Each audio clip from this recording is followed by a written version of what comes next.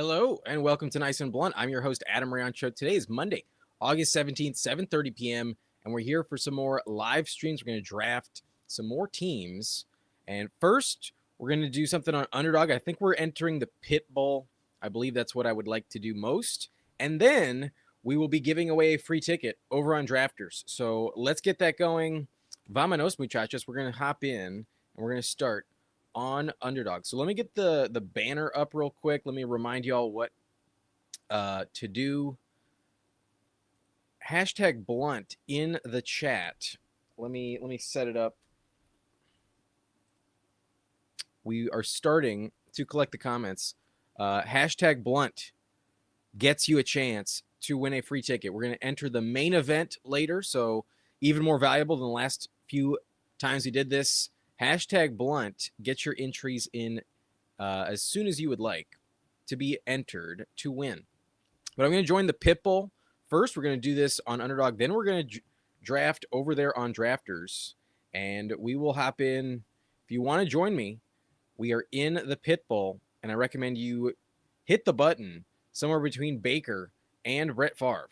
Nice and blunt, torch up, nice and blunt, burn up, nice and blunt, rank up, inhale, exhale, points rail, nice and blunt, torch up, nice and blunt, burn up, nice and blunt, big drop, inhale, exhale, points rail. All right. Let's hop in. Insta-fill, you guys either just missed it or we just posted up on a lobby that was not expecting us. And that's perfectly fine with me. So let me get everything sorted out. Let's get back to the chat. And we are underway. What's up, K-Space? You are first tonight. Yes, indeed. Still no one has fimped yet, but you've entered hashtag Blunt. So far, you have a 100% chance of winning that. So far, you're the only entry to get that free ticket. But what's up, Dan? AJ Brown or Chris Olave with the Jordan Tyson news? I'm still AJ Brown, but I think it's very close. I think Olave is definitely a more compelling click right now. I'd still go AJ Brown. I don't think I would overtake AJ with Olave yet. I think AJ with Drake May still has the better quarterback, better situation. I'd go with AJ Brown. But Aaron says, new here. You ever do drafts on FFPC? I have not. I have never done one yet. I'm sure one day we will. But at the moment, we have been exclusively Underdog and Drafters. And with the promo code I can offer you for Drafters, especially with the ticket giveaway, at least tonight, we're not doing the FFPC. Maybe sometime in the future, though. I might try it. I believe that's the managed league.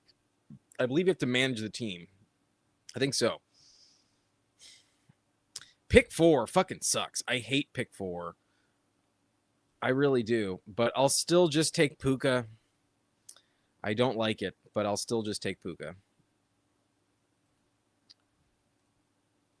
Let's get back to the board. Accepting our fate, but for some reason it just doesn't feel great to me, but it's mostly the next couple rounds, not this pick. But what's up, Scott? How we doing? Good evening to you. I'm having a nice time. Had a nice steak and French fry dinner. That was pretty nice, but what's up, Hartman? How we doing? Good to see you in the house.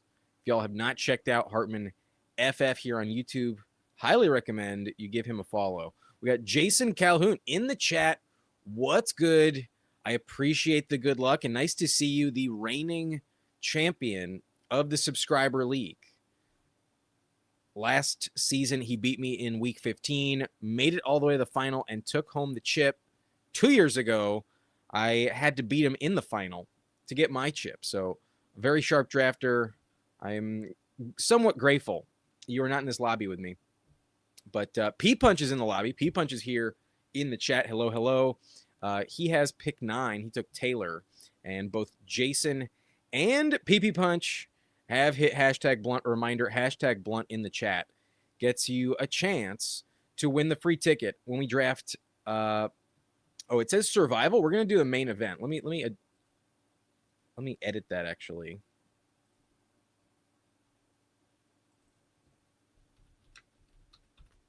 There we go. Yeah. You will get a chance at a main event tonight We've done the survival a couple times. Tonight is the main event, and looking forward to that. But what's up, Quaid? Says Vele might be a good pick now with Tyson out. I'm sure Bayou Bengal is pretty happy with that investment. It's looking like it's going to pay off. What's up, Mr. Mufasa? Good to see you as well. And Albie, newest member of the Subscriber League, has joined this year. And good luck to you this season, my friend. But Aaron's in here. I can really do Underdog or Drafters because I live in Vegas. Stupid restrictions. Yeah, the territorial disputes are always a bummer. And maybe get a write to your congressman or something. Something like that might be the trick. But I am on the board. Is there a single running back that made it to me? No. So I will just go Bowers. I don't love starting off wide out. And if this becomes a Bowers team, it becomes more interesting. So I think Bowers is the correct pick. At 19, once the receivers come off the board, I am Bowers over all the other wideouts, actually. I think you have to draft the running backs just for the sake of structure and like opportunity. Can't really replicate their points later, so I think you should be taking them. And then once they're done, I can talk myself out of A.J. Brown if I really try to. Whoa, Swift at 22. Whoa, that's wild. Whoa, that is crazy. That's insane. I mean, I got a lot of Swift, so it must feel good to see that and have 20% Swift in the pre-draft and I believe 14% regular season. But damn, I would not be doing that. I'd take him just higher in the 4th round. I wouldn't take him in the 2nd. Holy shit. Over London? Over Neighbors? Over whoa. Sir Duke getting his guys, don't give a fuck about ADP. But Jason says, just finished a little gorilla on the FFPC. Love their contest. I've never drafted over there. Maybe I'm missing out. Seems like when people mention it in the chat, they seem to really like it. But damn, the Bijan team got a nice combo there. London and Neighbors with Bijan. That's pretty sweet. I wish I was behind Sir Duke, honestly. He goes Devontae Smith. I could still take Rashi. I don't really want to. I'm going to go Olave. Instead, we get a different buy. So is Rashi, but I feel like I have a team just like this already in the Pitbull where I took Rashi. And at the moment, we definitely feel safe with Chris Olave. But good to see Aaron in the chat here doing a lot of FFPC himself. Albie says the future champ of the Subscriber League is here as well. I mean, yeah, I'm going to win it, so that person's always here, Albie. That person's always here. But good luck, man. Good luck as always. It's a tough league. It gets competitive for sure. But what's up, Jamie? Dropping the blunt emojis. Nice to see you in the house. And our boy Huhames in here. What's up, fam? Shout out Huhames. We will be live as a guest on his channel tomorrow at his typical time, 4 p.m. Central. And we are going to be discussing the handcuff running backs, basically every running back who goes off the board after round 11, whether or not they are a smash or pass. Actually, I'm not talking about every single one. We each have 5 that we want to smash and 5 that we want to fade. There's 10 players we'll talk specifically about. Handcuff running backs is the point of discussion. So subscribe over on Huhames' channel if you haven't already. Looking forward to that tomorrow. It's going to be a fun time. Every time we have that segment every week, I feel like I learn something. I feel like I hone down my opinions, and I feel like I become a sharper drafter whenever we talk with Huhames. Always a valuable discussion with Huhames. But yeah, Jamie, we are railing these points tonight, 100%. Definitely, they're getting railed as always. But Jason got 3rd in the FFPC. Oh, in the main event over in Drafters, or maybe that's the FFPC main event. I'm not sure. I am on the board. I was hopeful that we would get Swift here, but we don't. I have Olave. And given Tyson goes down, I think the argument for Travis becomes a little more compelling as well. They might lean on the run just a touch more. Even if Kamara is involved, I think Travis will deliver as well. And maybe if they have to use Kamara even extra, he's more likely to get hurt down the stretch, just like the last few seasons. He might not be healthy in December, so Travis could just be the guy. with all the touches when it matters most. But if anyone knows how to play the New Orleans Saints, it's Bayou Bengal. Shout out Bayou, a big Vele truther, and it's been looking like a very good payout situation for him. But shout out Bayou, good friend of the channel. Also subscribe over there if y'all have not already. But Puka, Bowers, Olave, and Travis. So far, we're chilling. Would have loved if Scatabo made it back. If he had just made it one more pick, I don't think Sir Duke would have taken him. Sir Duke's just in his own little bubble, essentially. I kind of want to double up with the Rams, take JMO. But I have like slowly started getting on this Baishal Tootin kick. I'm still not fully sold. It's the right way to play it. But I have a lot of Chris Rodriguez, so I've been trying to even out some of my shares. And I see the upside. I see the scenario where he really does crush. So I'll take him. I just want an investment in the Jags backfield. A lot of touchdowns last year, really good offense. I trust them to be in the red zone. And I think Tootin is going to really dominate in terms of targets and receptions. That's not going to Chris Rodriguez. And perhaps LaQuint Allen's a big problem, but I think just getting my second running back when I need one, as opposed to hyper committing to the Rams passing game, I think is a solid play. I'm not really into Bucky Irving here. I'd rather just take Kenneth Gainwell much later. And then as talented as Quinshon Judkins is, I just don't really trust the Browns offense. So I think there's more touchdowns in Jacksonville, and that's why I'm Baishal Tootin here. But round 5 feels much tougher, especially when Swift is going in the second round. But we got congrats to Jason, indeed. That's a very, very impressive finish there. But don't troll me, Jamie. I don't believe that happened. Wait, really? This feels like I'm getting trolled. This feels like I'm getting trolled. I have to look it up, though. Whether I'm getting trolled or not, I don't give a shit. I have to look it up.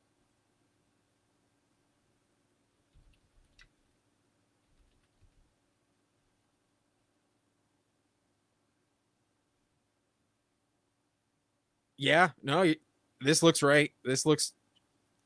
Yep. You're not trolling me. Holy shit. Thank the Lord. I've been waiting. I've been getting worried. Sweet. You're right. Underdog according to Jordan Schultz, Keenan Allen signed a 1-year, $8.3 million deal with the Colts. That's what he got last season from the Chargers. Fan-fucking-tastic. That's perfect. A reminder, hashtag Blunt in the chat enters you into the giveaway to win a free main ticket event later on this evening. So far, there's only 3 people. You have a 33% chance right now of winning that free ticket right now. Hashtag Blunt in the chat enters you into the giveaway. Let's get back. Thank the Lord. Keenan is signed. I'm sure Nez is happy about that. Tyler Warren made it back. Phenomenal. Phenomenal. I mean, I have Bowers. Shit, maybe it's not phenomenal. Fuck. Damn it. If they didn't have the same buy, I would just fucking take it. Fuck. I'm just going to take Daniels. Drake May, excuse me. I'm going to take Drake May. The quarterback, I think, is just worth this pick. Oh, it pained me not to go Tyler Warren there, but with Bowers, I just don't know if it fit the team. Damn, Alex got a really good price on Tyler Warren. Damn it, the Bijan team is fucking good. Damn it, the Bijan team looks really fucking fire. Especially if he gets Jaden here, that's going to be really nice. But maybe Jaden just gets hurt, and we're okay. But fuck, team 2 looks. He goes Jaden Reed. Interesting. I would have assumed he was taking Jaden. I kind of want to take Jaden now because Herbert's off the board.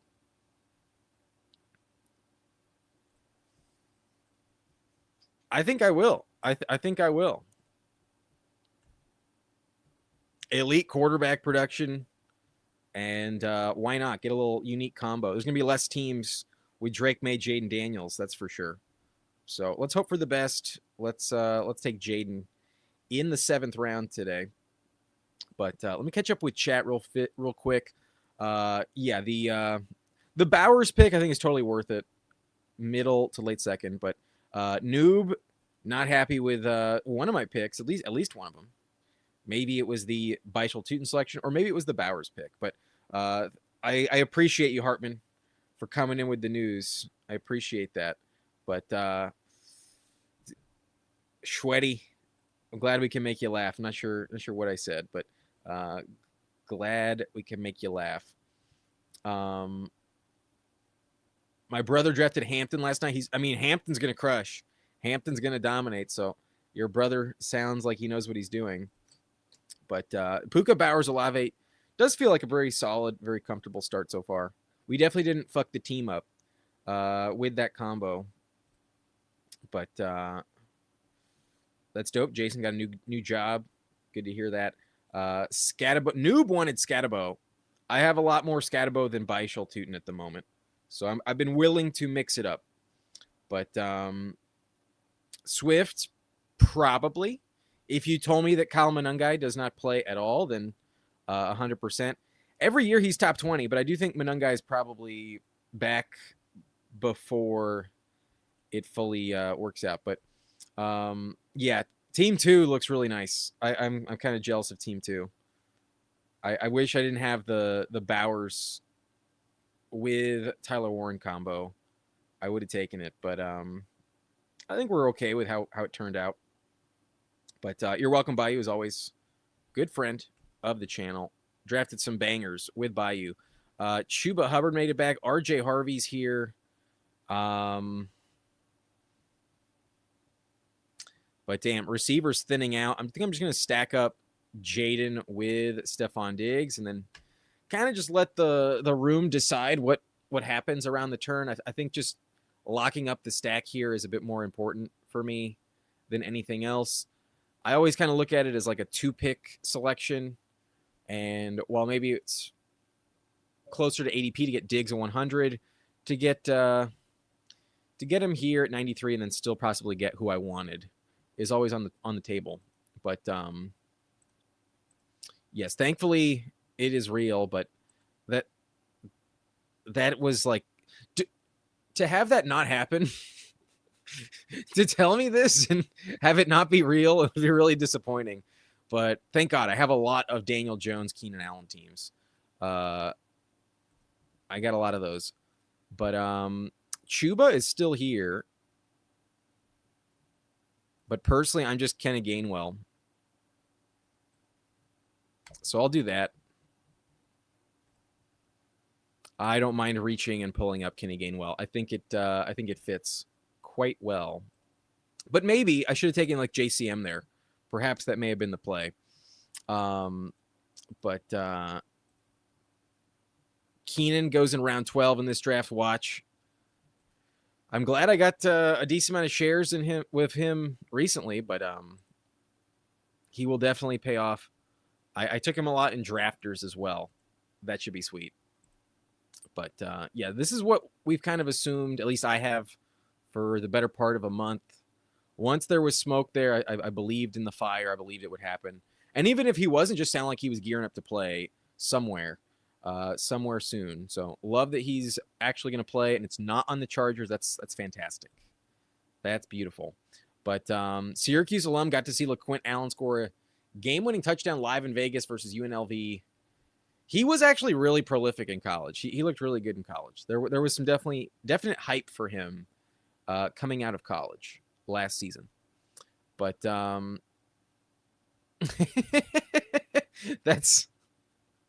does sound fun, Peppertoni. That does sound rather satisfying. I'm happy for you. But yeah, Warren, I think, is really the play that fucking crushes in there. Pierce, who knows? But Downs has always been a little risky because of that. We got a bunch of hashtags. I'm trying to catch up, but at least we can skip some of those.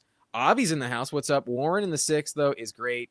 Yeah, maybe I should have taken him just because it was a really good value. But we got the quarterback. We got the double QB, and it's definitely a good room with that combination. But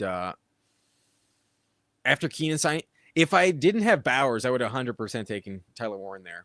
The double week 13 bully tight end strategy is not my favorite way to do it. It was a good price, but I I wanted to build differently. Anyways, big run on quarterback there. Worthy has fallen back.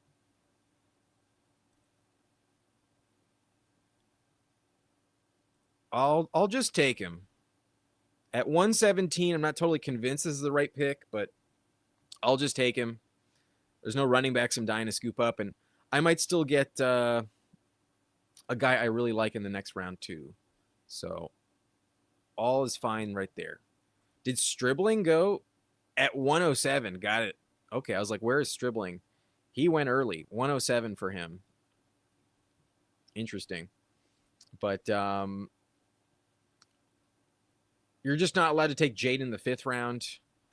I'm not fully sold on Jaden. I think he could really crash and burn in terms of games played. Similar to last year, I think he might come off the field. And he was also pretty bad last year. Like if you actually look at his numbers per game, they were not that impressive. Not that many games with more than 1 touchdown. Obviously, he can scramble. He's going to have to, but the offensive line concerns are a major red flag for me. So to pair him up with Drake May in the 6th and 7th feels really nice. But we do not get Romeo Doubs to make it back. That might be a bad thing. My ranks say to just take Kincaid. I will trust my ranks. I really like this Bowers-Kincaid combo. I think that's pretty lit. So we're just done at tight end probably. I don't think I'm going to take Hunter Henry or Chigokonkwo. I still could, but I don't think I'm going to. I kind of just need to load up on running backs and receivers the rest of the way. I think this is a 2-6-8-2 if I've ever seen one.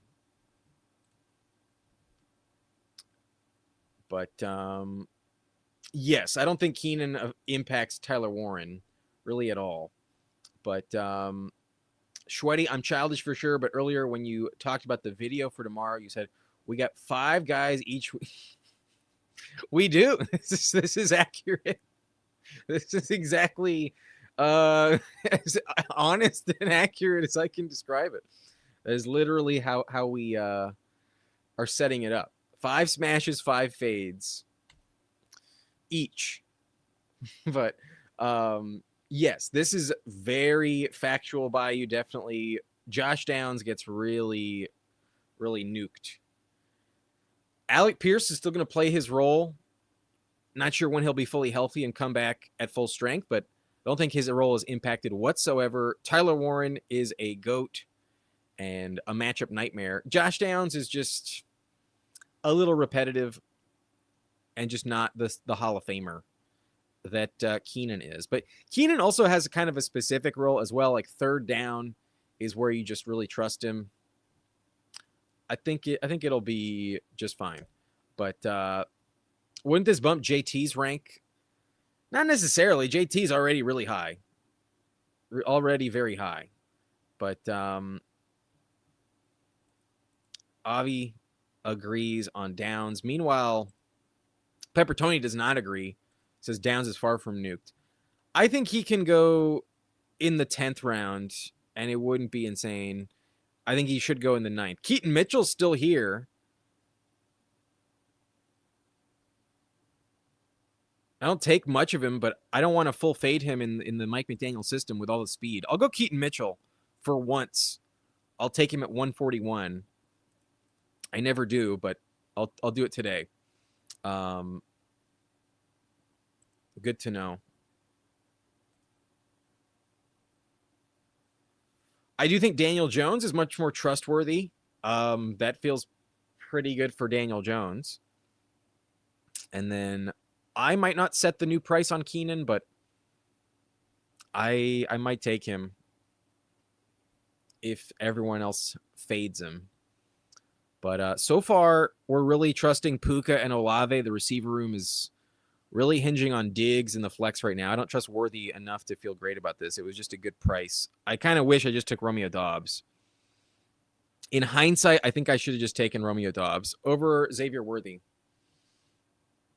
The ADP fall got me. But This is true, Peppertoni. At least until Pierce comes back, Downs should still be fine, but there's some kind of weird vibes with that offense. There's slightly strange vibes over there. Algier moving up the board apparently. That's kind of surprising. I'm still gonna go Tank Bigsby though. Almost did it, but nah. I'll go Tank Bigsby. But perhaps Jeremiah Love is really going to miss some weeks, and it's a problem.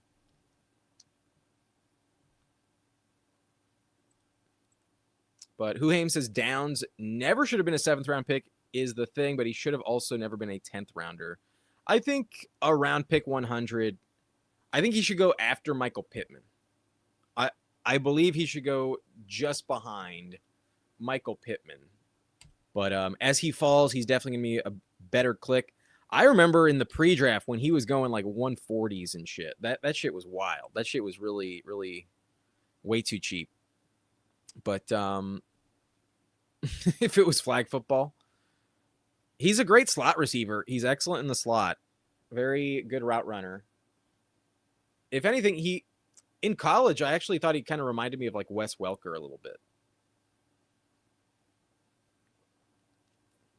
Not sure he'll have that type of career, but when I watched his highlight reel in college, I actually kind of saw some remnants of Wes Welker, just a little bit. But Bayou saying weather's going nuts right now. If I lose power, not able to get my nice and blunt fixed tonight, I'm going to be pissed. I hope you've hit hashtag blunt in the chat, Bayou. A quick reminder, hashtag blunt enters you into the giveaway. We will be drawing a name in the main event we're going to draft next. And if you guys want a chance at winning a free ticket, hashtag blunt in the chat is all you need to do to enter. We have hit subscribers only mode. So you just got to be a subscriber and then hit hashtag blunt. You will get a chance when we when we spin the wheel. But yeah, the Pierce bags, I still think any given game he can go off, but his injury is definitely concerning. And obviously, Keenan doesn't help. Does not help at all. But Warren is a very, very good pick.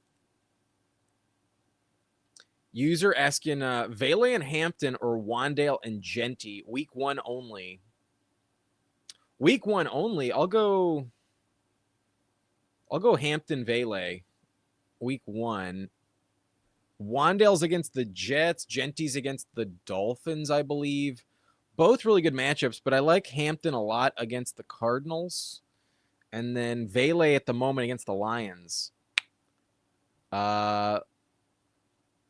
Might be pretty good. So that one's close. I mean, Wandale's going way higher than Vele, so I guess it would sound right to get Genty Wandale. I think you should throw one more player in.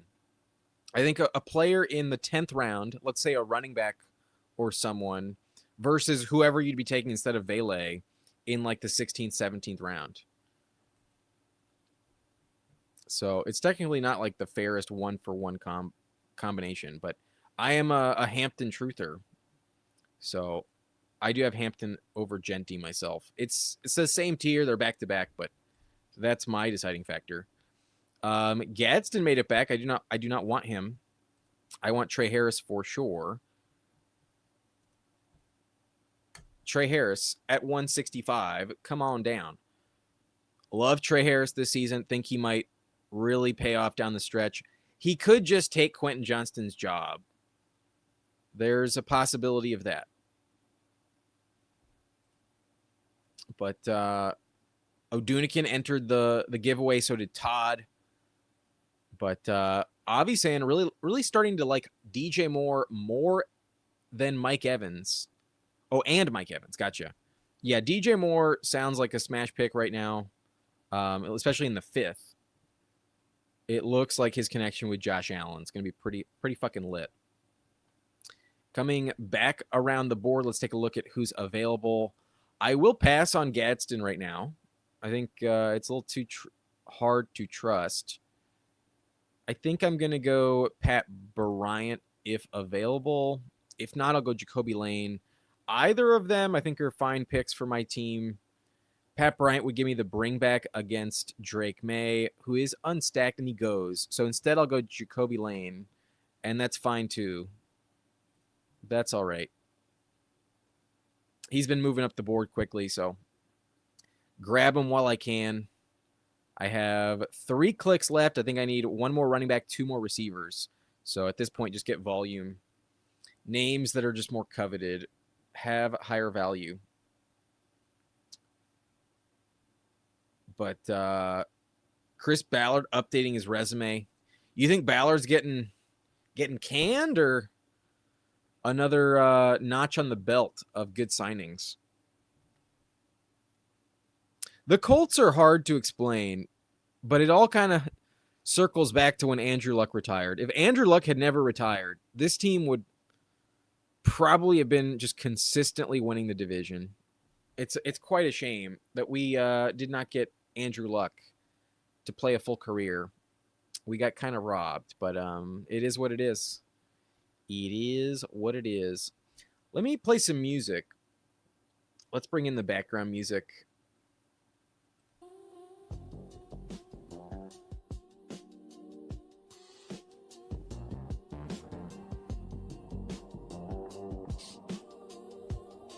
Hope y'all are having a good evening, a good night, and hashtag Blunt in the chat might enter that free ticket giveaway. But there's also some other perks you can get with the word Blunt. If you're new to Underdog, promo code Blunt on sign up. The link is in the description. Will get you $50 in bonus entries after you play your first 5.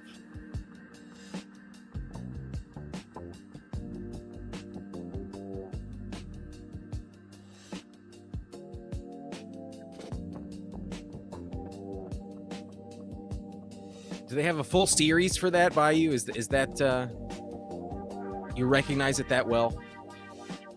Glad you're enjoying it. But yeah, the Gadsden situation's kind of tough to just keep doubling down. Not the best. But Pepper saying canned, Ballard kind of ass, and Carly ain't going to put up with it. Ballard has survived a lot. It's kind of impressive how long Ballard has stayed with the team.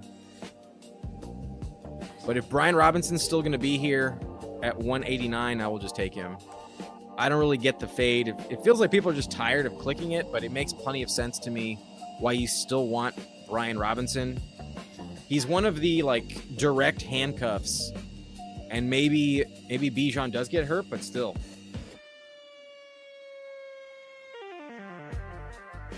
I think he's really valuable here. The comments are covering up the board, so let me scroll up just a little bit. There we go.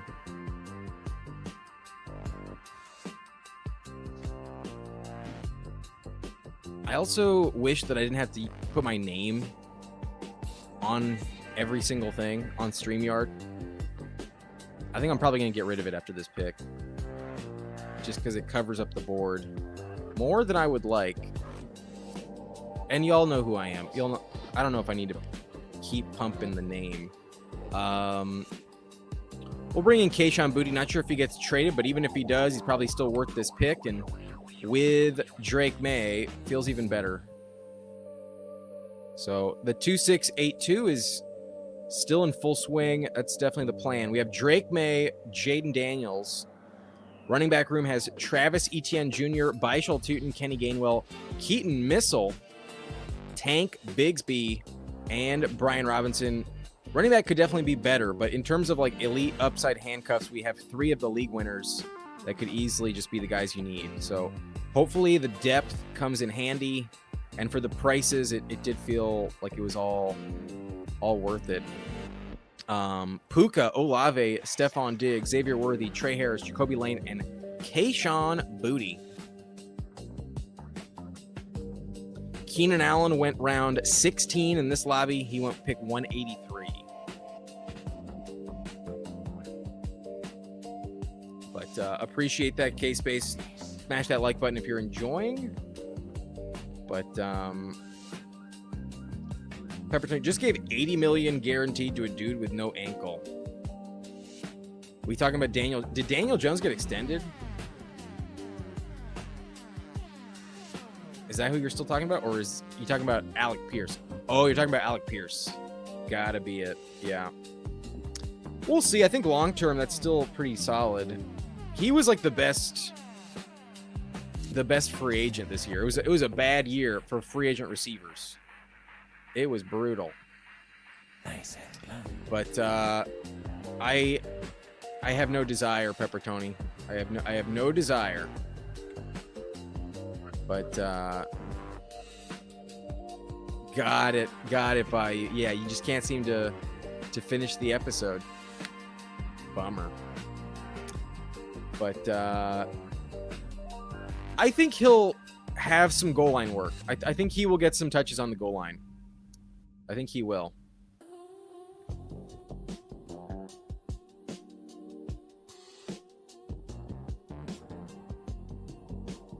But who am I?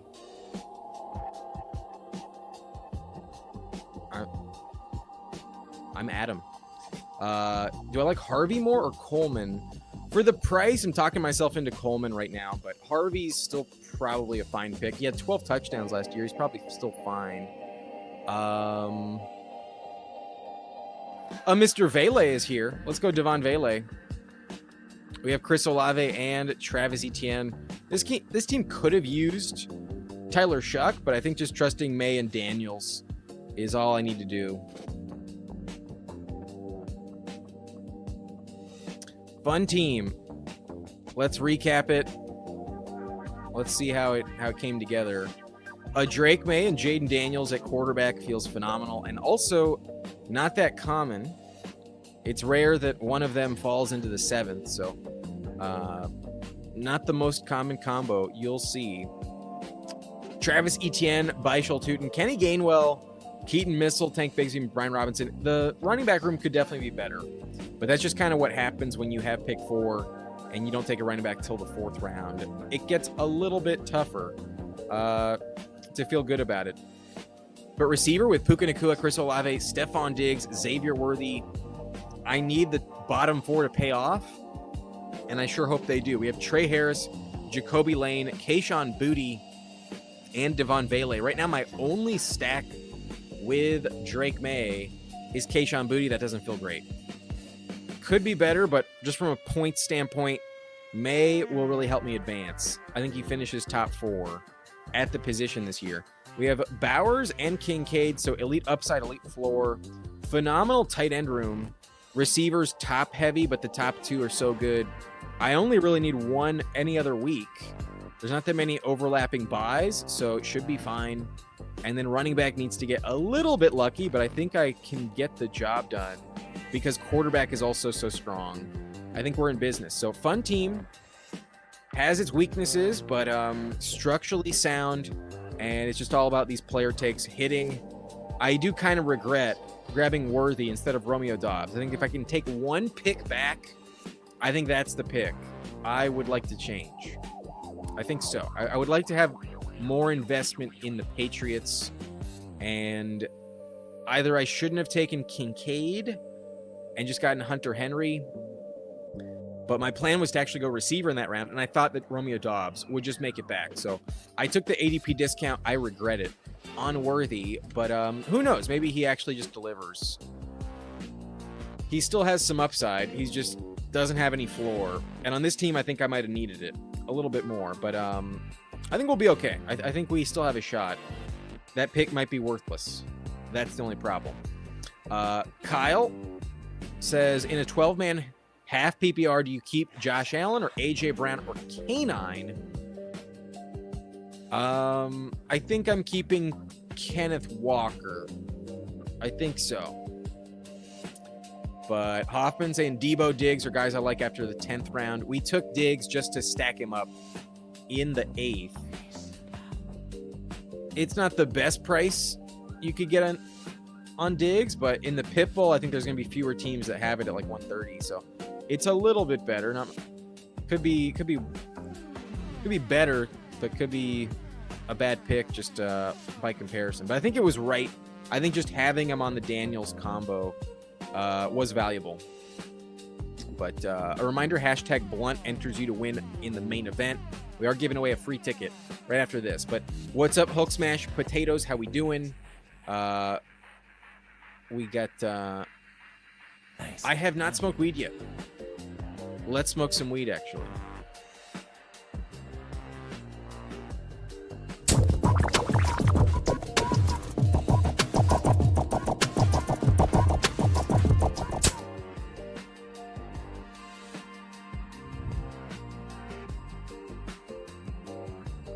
Thanks for the reminder. But with two flexes, I like having better running backs. I would go Kenneth Walker, Kyle.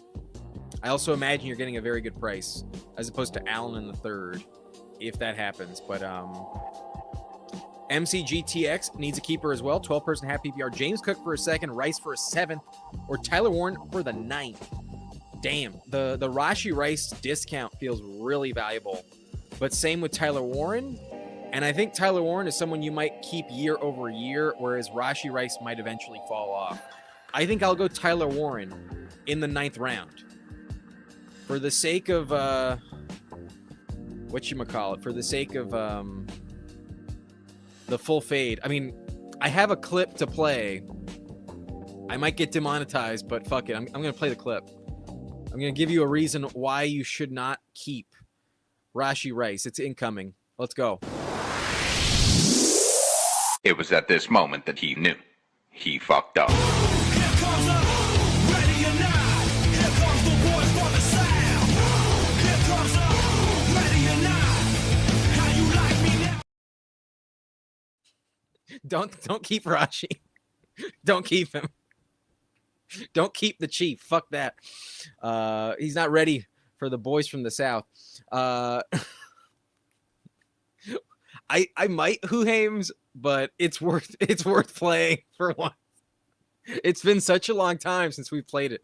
It's worth playing for once. It's worth it. But hashtag Blunt, a reminder in the chat. Enters you for a free ticket. But in my one-team league, should I trade Chase for Henry and CD?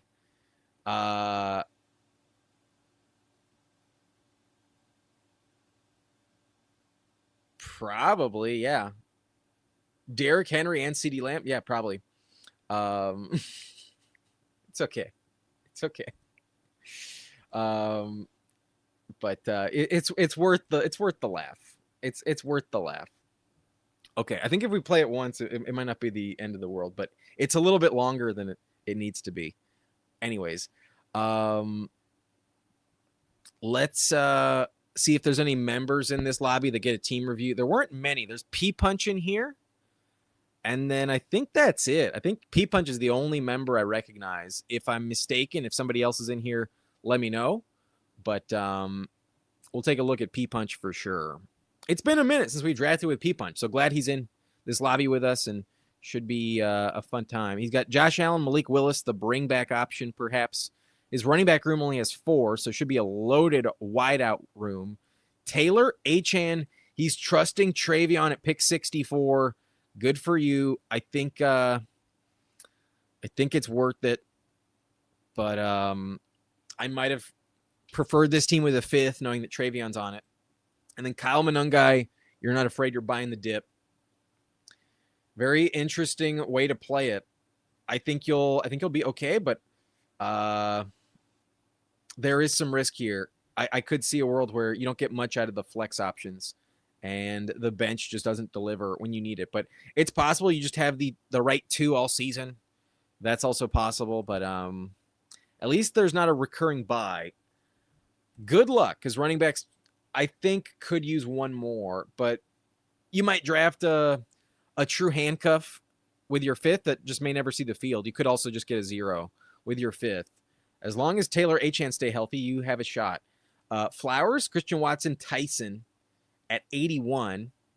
Probably worth it, but a little risky. Chris Godwin, Rashid Shaheed, Trey Tucker, Isaac Tesla, Caleb Douglas, and Cooper Kupp. Not a fan of the Cooper Kupp or Tesla selections as much anymore. I don't really make the Tesla pick, and I was really never clicking Cooper Kupp. But Douglas feels awesome right now. With Malik, it feels even better. Tucker's all right. Nothing to complain about, but also not elite. Shaheed is a good pick. Godwin, let's hope that Tyson delivers, but you have 9 receivers, so you should have enough. Tight end has Kittle, Hunter Henry, and Cade Otton. A little risky. Not my favorite tight end trio. The Otton pick feels a little bit brutal, but for the discount, I don't mind it. Honestly, I almost like Kittle with Tonjes as opposed to Kittle with Otton. Kittle, Hunter Henry, and Tonjes, I kind of like a lot. But I could totally be wrong about that. Otton is a decent floor play. That's just kind of it. He doesn't have much upside, in my opinion. We shall see. We shall see. But that's the only team that gets a review here. No other members were in this lobby. So we're going to head over to Drafters. We'll do that. And it looks like there's 4 spots. Let me refresh, make sure that's accurate. It looks like there's 4 spots in this main event. So I'm going to enter. If y'all want to join, we will give you all that little countdown, though. I'll play the clip. Y'all might want to hop in somewhere around Baker Mayfield through Brett Favre. Nice and blunt, torch up, nice and blunt, burn up, nice and blunt, rank up, inhale, exhale, points rail, nice and blunt, torch up, nice and blunt, burn up, nice and blunt, big drop, inhale, exhale, points rail. All right. Looks like that lobby filled. Shit. I'm sorry about that. We only had 4 spots, so that was the risk. That's a bummer. I did not mean to do that. We have 9 spots left. I really didn't want that to happen. Shit. Fuck. Sorry. Gotcha.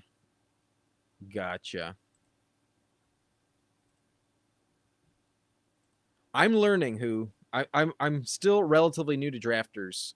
So we are in the main event, and there are some spots available. We have 8 spots. Sorry if you got in the previous one. I'm still getting used to it. But I play the countdowns, man. I play the countdowns. Sorry about that. But Who Hames is not upset. He got an early pick. I just have to now wait for it all. And what I'm going to do is just unregister and get back in just because I like to see the exact number. I promise you I'm getting right back in. We are in. Okay, there's 6 spots. There we go. There's 6 spots for the main event. It is filling. We'll just wait a little bit longer. And it gives us a chance to remind y'all the opportunity.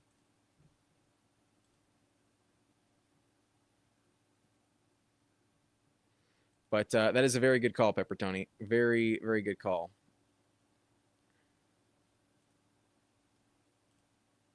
What sucks is I have to put something there. So the only thing that minimizes it as much as possible is just to put a dot.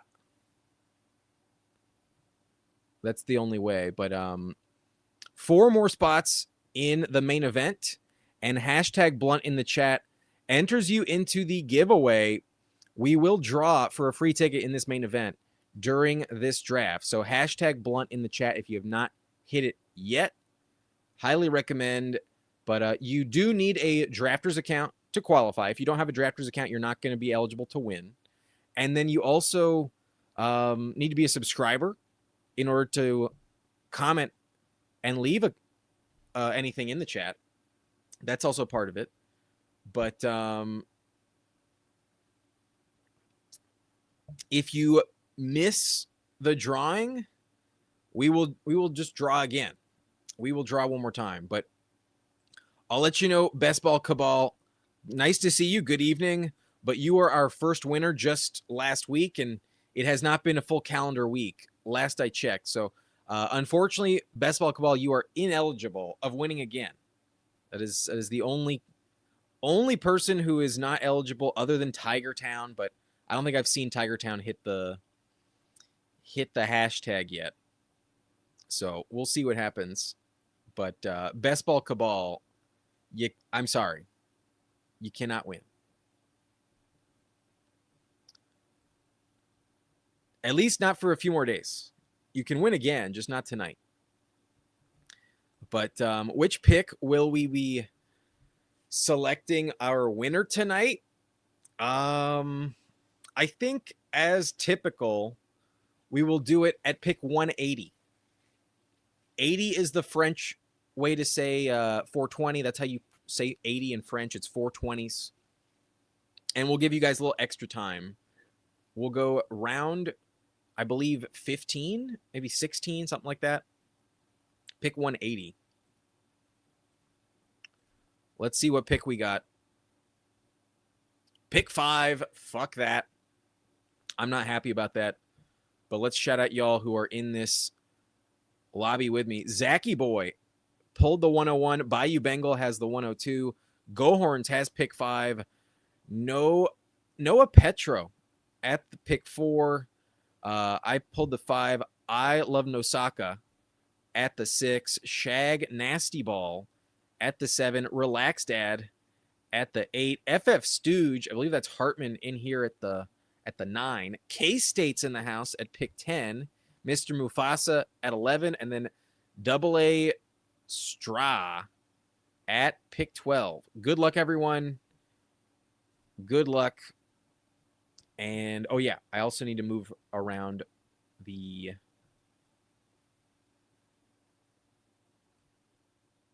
window as well as camera. There we go.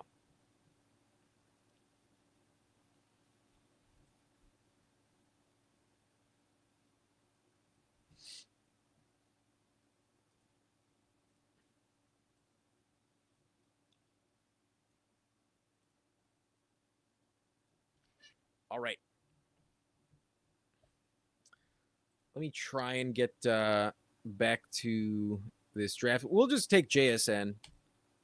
I like him a little bit more in full PPR as opposed to half PPR. I trust Amon-Ra to score more touchdowns, but I think I still think JSN gets more targets and catches probably on the season. So in full PPR, I don't mind pick 5 as much because I'm just fine just taking JSN. But we'll see what running back I get. I don't feel fully confident I'm going to get the running back I want, but we'll find out. We will see.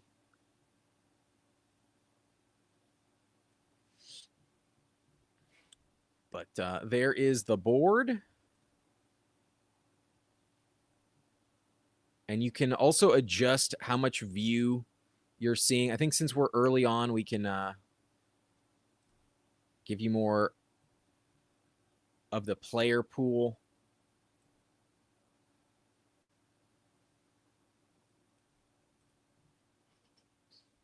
Okay.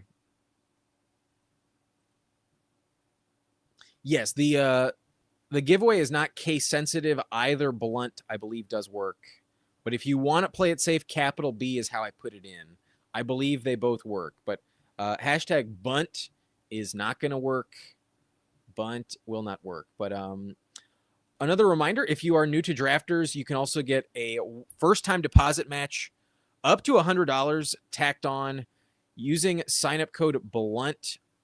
Your first deposit is where you put it in. We have a link down below, but it's really set up your account, verify your account, and then you can make your first deposit using promo code BLUNT.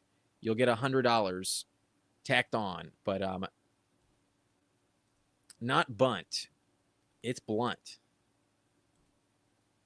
But I don't know what is it, Best Ball Cabal. You can try to enter twice, but it does not accept duplicates. It does not. Huhaim's trying to represent for his boy, but of all of the Chiefs players that this would never happen. It's definitely not going to happen with Rashee Rice. But the fifth pick feels worse in half PPR. Definitely feels worse. But K-State definitely has pick 10. Hartman is the stooge.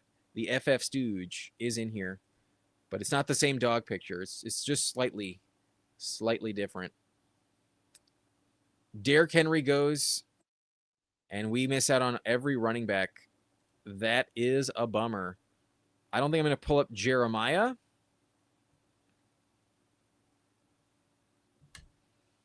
I'll take A.J. Brown. I think A.J. Brown's probably a little healthier than Malik Neighbors on the season. And even though he has that bad Week 17 matchup, I do think he could just crush on the year. With Drake, May should be a dominant force in the Patriots offense. So, full season matters. This is a full PPR total points contest.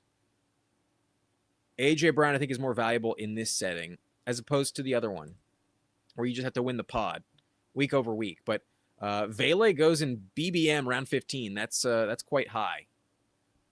I don't think I would take him that high. I'm sure you're upset about it. But Best Ball Cabal says, when taking JSN, I tend to immediately plan out some sort of plan for a better quarterback. Well, it's not going to be Allen. Bayou took Allen at 26. But Huhaim saying, watch the Saints trade for a receiver. That'd be annoying. What if they got Calvin Ridley? That'd be kind of interesting. But maybe Jerry Jeudy goes back to the South. Who knows? But Pickens is still here? Sure. I might really need running back soon, but I'll take Pickens at 29. I'll mix that in. I'm good with that. In a full PPR, we'll go George Pickens in the third. Behind Kyron Williams, behind Rashee Rice, behind Josh Allen, behind Flowers and Olave. A nice 5-pick fall on George Pickens. But pick 180 is the end of round 15. That's the round 16 selection. I have pick 188. Let's see. How do we say that in French? It would translate to 100, 420s, and 8. It still has 420 in it. We'll do the giveaway at pick 188. I'll make my pick, and we will spin the wheel in round 16.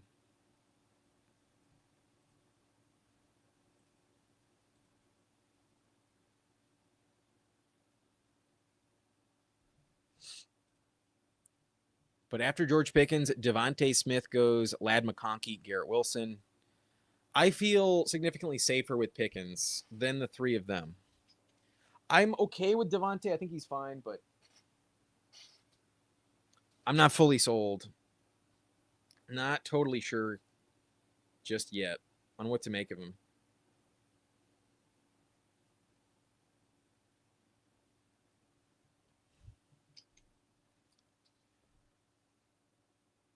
But a reminder to the commissioners, get your league draft scheduled.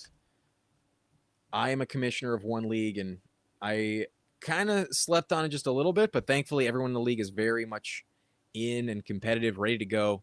So it was fairly easy to schedule all 12 teams into the league, and we're pinning down our draft day that should be set very soon. But I'm also getting messages in another league I'm in, and you want to have that set in place ahead of time. But, yeah, Ridley in the Saints offense would be kind of interesting. I think that'd be perhaps more exciting than Jerry Jeudy ultimately, but also very banged up. They might go Kayshon Boutte if they're really interested as well. Boutte back to Louisiana. Don't think he'd be too upset about that. But what running backs fell to me? Javonte fell. I'll just take Javonte. Javonte at 44, a little bit different. I also have Pickens, so another investment in Dallas, and that feels pretty solid. Their offense is usually one that's safe to bet on. If Javonte had not fallen, I probably would have taken Swift. Swift feels like a very good pick right now, but Monungai might not be that injured to where you want to fully overreact. But I'm fine with Javonte there. He was very effective last season.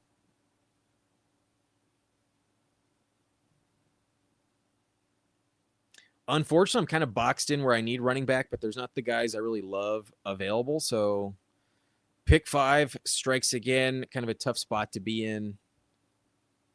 I did not want to take running back instead of Pickens. So it is what it is, but total points, I do have some faith in Devontae Adams quite a bit, honestly. He's just going to score so many touchdowns. I'll go Adams. I really trust Devontae Adams. We'll see. But might have sealed my fate by not taking a running back there. I might have just really needed it. We'll see what happens. But Gumbo Keenan says Best Ball Cabal.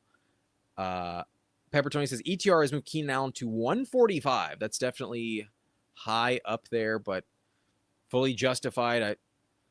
Him versus Trey Harris, I think, is a really interesting argument. I think Keenan has a higher floor than Trey Harris, but Trey Harris has a higher ceiling. So that's where I have Trey Harris ranked. I think it's a very legit discussion. So I don't mind it. Glad I was taking a lot of him. I didn't get too overwhelmed on the Keenan Allen shares. I believe I settled at about 9% last I checked earlier today. And so I'll still mix him in moving forward, but glad to know I just had baseline average exposure when he was going undrafted in some other time box contests as well. That's definitely nice. But also, shout out Emo Cowboy, who's been on Keenan Allen all offseason back in February and preseason. I believe Emo was also touting Keenan Allen. I'll make the draft board just slightly bigger instead of fully scrolling up. But Bayou saying Saints are not going to trade for a receiver since they seem to like that we hit on rookies Bryce Lance and Baron Brown. Also, Bub Means killing it in the first preseason game. No need to trade for a receiver. We are good. I do like Bryce Lance. I have no confidence in Bub Memes. I think that's just week 1 of the preseason overreaction. He's fighting for his job. That's why he's balling out in the preseason. But they maybe really like what they got. Maybe you're right. But Pierce at 115. Pierce feels a little scary, that's for sure, given his injury situation. But gotcha. Yeah, that feels very, very appropriate, very valid. Running back looks fucking decimated. So before I get fully boxed out, this doesn't feel good, but I'm just going to take Jonathan Brooks because I think I need him in the next round, and I have no confidence I'm going to get him. So I could easily see this room just bury me at the position, and I really don't want to get boxed out. I think we'll figure out receiver later. I could have definitely just taken Drake May. I have A.J. Brown, but unfortunately, I think just locking up running back first is a safer way to play it. And I kind of regret going Adams there, but I didn't really want Bucky Irving. I didn't really want Jadarian Price. Ramondre, I was hoping would still be here, but maybe I should have gone Travion. I don't know. We'll see what happens. Because the next running back available, Harvey already went. Pollard already went. To pull up Kenny Gainwell feels brutal, but might be necessary. Might just need to do it. But I'm not going to do that when Drake May's still on the board. Not when I have A.J. Brown and Drake May's there at 77. It's essentially like I took May at 68 and then took Jonathan Brooks at 77. Essentially, that's what happened. Appreciate the gift from Drake May circling back, because I think he was a hard pick to pass on in the last round there. I took Brooks very reluctantly, knowing that I had A.J. Brown and Drake May was available. But Not going to let Drake May fall any further. With A.J. Brown, it feels great to have him stacked up in round 7. That feels nice. But this is when you should randomize the order. This is when you should find out which pick you have. But you got to schedule it at least like 3 weeks in advance. So I'm already kind of pushing it myself. It's like 10 days in advance. About 2 weeks. I think we're going to be drafting on Sunday the 30th. And it will be live streamed. Our auction league is always live streamed. The subscriber league will be public, as always. But so far, the start is very fun. I will agree with that, Who Hames. I got a lot of receiver firepower in this one. The start's pretty fun. Running back scares me, but a big bet on Brooks. Let's hope it works out. And it's coming together with that Drake May stack. Feels pretty nice. But Gopri saying Miami needs to beg Keenan to come catch passes. Well, he's already with the Colts. Not going to happen. Osoj has 25% Keenan. That must feel excellent. The last few days, it started to feel scary, but if you really committed to it, it sure did pay off, just like last year. But it took this. I think it's been pretty clear that Keenan's not coming back to the Chargers like for a while. So we'll see. But Al Boogie has 32% Keenan on drafters. Very nice. Good for you. But yeah, he's with the Colts, Gopri. He's signed with the Colts. The chat caught up. The dolts, as Pepper Tony's saying. But Bryce Lance could definitely be a piece that you need. I do like Bryce Lance quite a bit, but did he buy you? Did he? I'm not going to fall for that. But I do think Bryce Lance has a very high upside.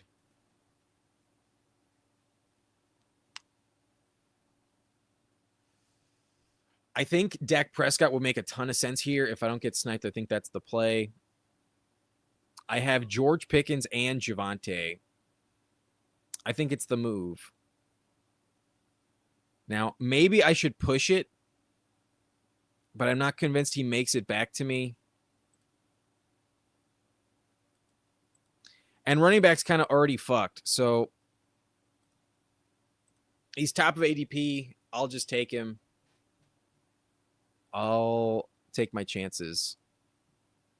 We're getting running back by volume with a lot of these upcoming picks. I'm going to hammer running back for a while.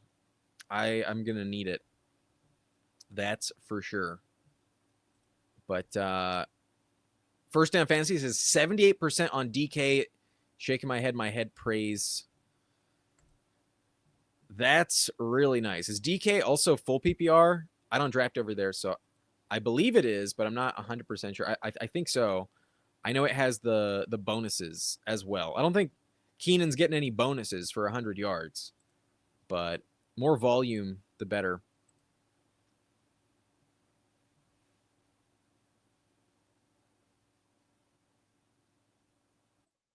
I will just lock up all of the Panthers running back touches. Even with Jonathan Brooks, I'm fine just taking Chuba here at 101.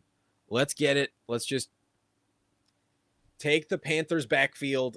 I need some security. And as much as I want to trust Brooks, there might be some weeks where he just doesn't pay off. And Chuba might just be better than people think. So just having both in a total points contest. If one doesn't hit the lineup, it's probably because the other one steals the thunder that week, and having both just in a rotation, I think, fits my lineup. I'm going to have a lot of volume at the position. So it's not something I would endorse all the time, but in a desperate situation, I'm willing to mix it in. I think it's a fine decision. And also, this contest has been open for a long time. We got, albeit the most expensive price on Brooks, but we also got the cheapest price on Chuba Hubbard. So it kind of balances out just a little bit. Just a little bit. I wouldn't say it's the best thing in the world to have Brooks and Chuba Hubbard together, but it is safe. It is locking up floor, and I think that's one backfield that is not completely set in stone. Either Brooks just really steals the job overwhelmingly, or Chuba just doesn't go away, and having both might help me for touchdown purposes. I'm not in love with it, but I think it fits. I think it's all right. But this team is still really fun despite the running back situation. Quarterback feels phenomenal. Drake May at 77, stacked up with A.J. Brown. Dak Prescott stacked up with not just George Pickens, but also Javonte Williams. That is a nice fall there at 92. Running back really needs Javonte to stay healthy. I have the Panthers backfield as well. And then we are also looking at a loaded receiver room with JSN, A.J. Brown, George Pickens, and Devontae Adams. The only problem I have so far at receiver is the fact that 3 of the 4 are in Week 11 bye situation. They have a Week 11 problem. I could possibly justify a Stafford selection.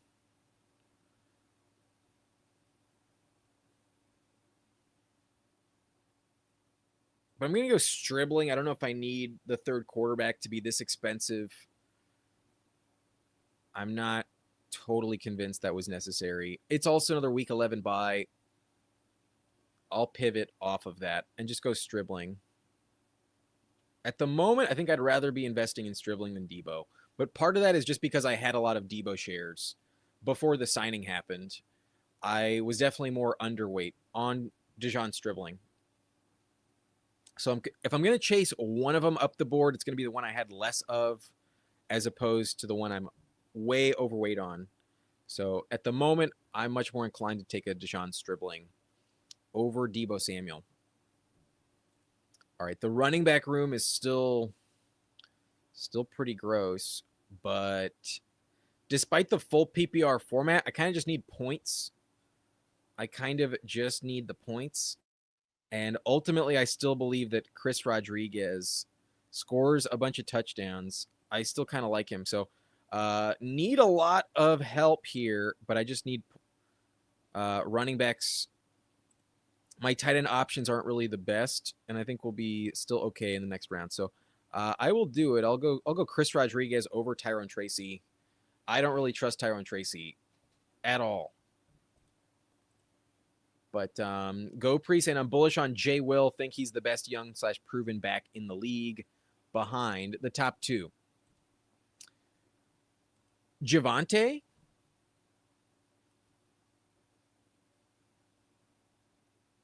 Or am I missing someone you're talking about? You got Javonte Williams as the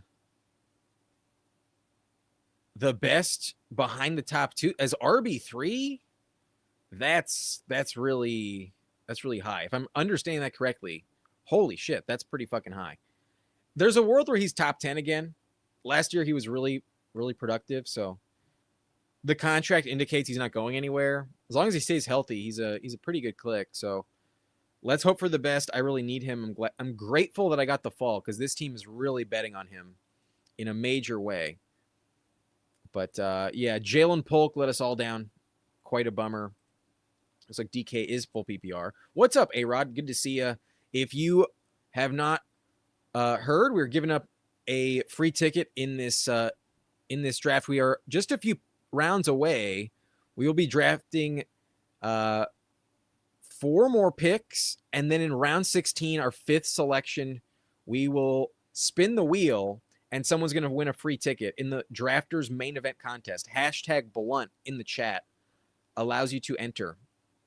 Let's remind y'all one more time. How many entries do we have currently? 20 entries at the moment. Hashtag Blunt in the chat gets you your spot on the wheel.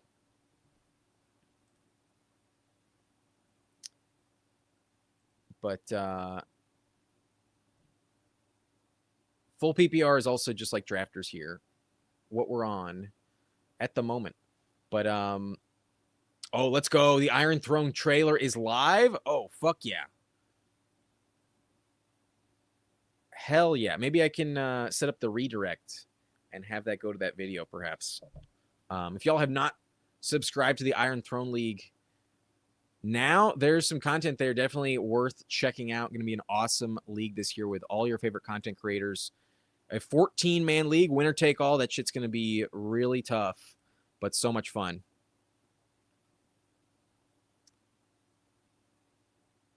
I need volume, so I might mix it in for the second draft in a row. I might go Keaton Mitchell here.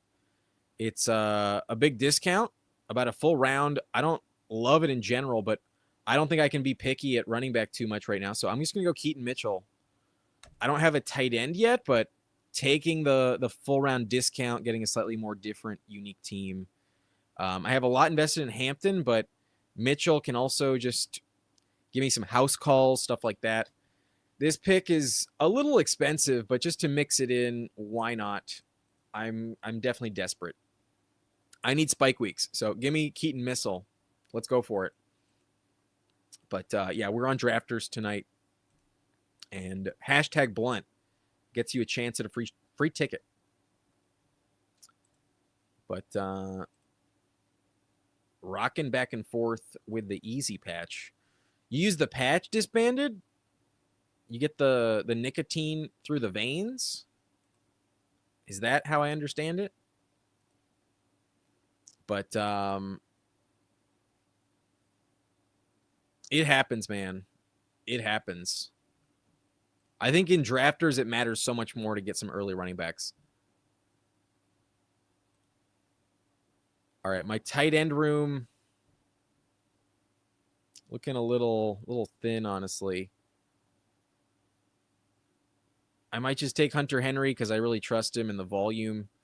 Jaden Higgins has fallen a lot. I still don't really trust him, though. And then the running back room is a little expensive. So I will take the stacked tight end. I need a tight end inevitably. I'll go Hunter Henry here.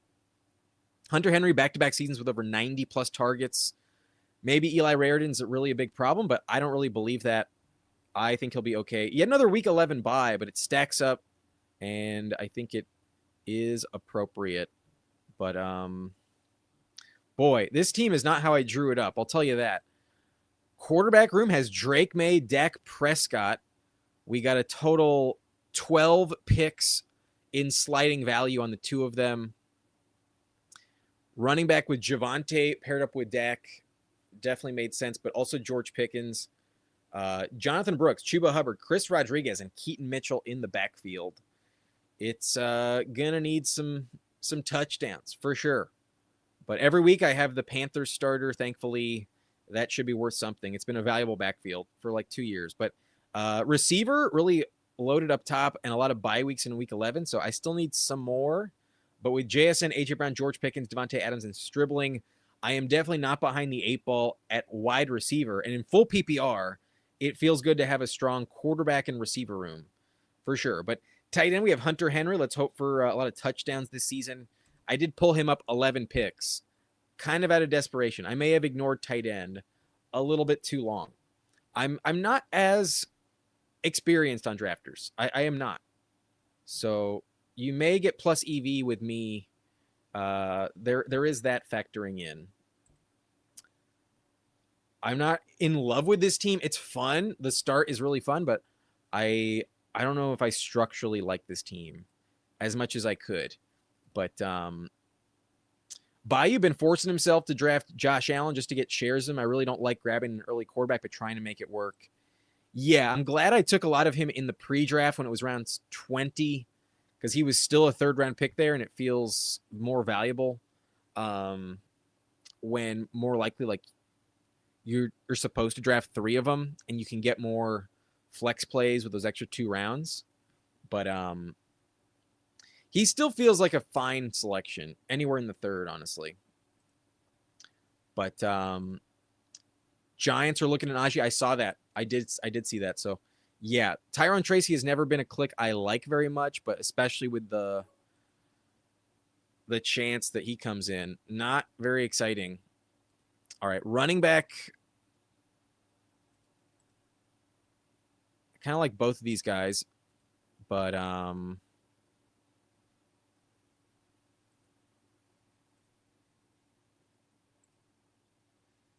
go in Denver. I need some some league winning upside. We'll go in Denver, but he's not going to catch many passes. That may have been a bad selection. I just know for a fact that running back will dry up so fucking quickly if I don't hit it soon. I'm not going to be excited to be taking running backs in like the 16th, 17th, 18th round or later. So while I still can, I will grab a running back just because I really feel behind at that specific position. Wideout is still fine. Tight end is not that exciting, but we're hoping for the best. But some takes are just not respondable to. Yeah, Keenan finally did sign. We got some more hashtags in the chat. And we are approaching round 16. We only have about 20 more picks, less than 20, before we spin the wheel. So I'm going to make this pick, and then a reminder, hashtag blunt in the chat gets you a chance to win the free ticket. But I do want a 7th running back, and I do feel kind of confident in Sharbs. I think he'll be back sooner than people expect. So based on who else I'm looking at this point in time, I think there's a very established role for Charbonnet on the goal line. I also think Jadarian Price, not the safest bet to catch a ton of passes. And I think Sharbs might not just have goal line work, but also receiving work. So I will take him just because my running back room feels very, very desperate. I got the volume, not to be upset at this point, but it may have come at the cost of other positions. Most notably, tight end. I still only have Hunter Henry on this team. That could be tough. But let's check how many entries we have. 23 entries. So you have roughly a 4% chance of getting pulled. And we are giving away a main event ticket in about 10 picks. Currently, 180 is on the clock. We're picking it right after I take 188. I'm going to queue it up, and we will spin the wheel. So if you want to claim your spot in this giveaway, hashtag blunt in the chat. This will be your final reminder before we spin the wheel in about 2 minutes. Very soon, we will give away up to 25 entries. So exactly a 4% chance for everyone to get it. Good luck. We'll be there in just a few seconds. Who am I looking at this pick? I already have my 7 running backs. Who are my quarterback options? Nothing that coveted. With May and Dak, I kind of just want to stick with that. I'm kind of okay with that. But the tight end room is getting thin. Perhaps I should have taken Dalton Schultz with my last pick. Perhaps that was a solid move. But as much as I don't like him, he is a much better full PPR selection than half PPR. I'm going to queue up Cade Otton, and I'll accept my fate. We're going to go Cade Otton, and like I said, we'll leave him in the queue. We will spin the wheel. It's time. I hope you got in. Let's pull the drawing. Who will be our winner? Who will get this main event ticket? Julius Cook is our winner. Congratulations, Julius. We had the slow roll on Hulk Smash Potatoes, but you are the winner. Congratulations to you. Let me know what your username is in the chat. You have until, let's say, pick 212. I'll give you 2 rounds to claim it. 2 rounds to claim it, Julius. I could say just 1 more round, but I'm feeling generous. We'll go to pick 212. Round 18. If you don't get it, round 18, we will spin again.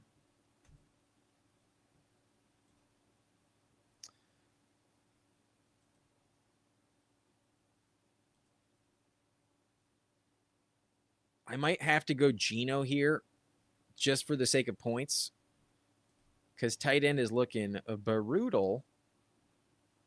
Yikes. That is gross. But I think I have a plan, honestly. Keenan Allen goes. That would have been a nice guy to have on my team. I forgot about Keenan. Shit. Damn, receiver is fucking brutal. Holy shit, it's bad. I'm going to go Kayshon Boutte just to get back in while I can. Yikes. I might have liked my team so much better had I taken Caleb Douglas and Keenan Allen with the last 2 picks. Noah Pitro. Got some 2 very good picks there with Caleb and Keenan. All right, well, it looks like for the moment, Julius has not claimed it. Julius has not claimed it yet. So it's looking like we might spin the wheel again. That's the second time we've had a winner that does not claim it. It happens. So with 50 people watching, if you want to have a shot, I think we will re-roll in 10 picks if Julius does not come back in. We'll give him one final reminder with the visual, but our winner was Julius Cook, and his time is expiring. There are some contingent aspects. So if you have not done it yet, you could still technically enter. If he does not claim it, hashtag Blunt in the chat to enter the free ticket giveaway for the Drafters main event contest tonight. Good luck, Julius. The clock is ticking.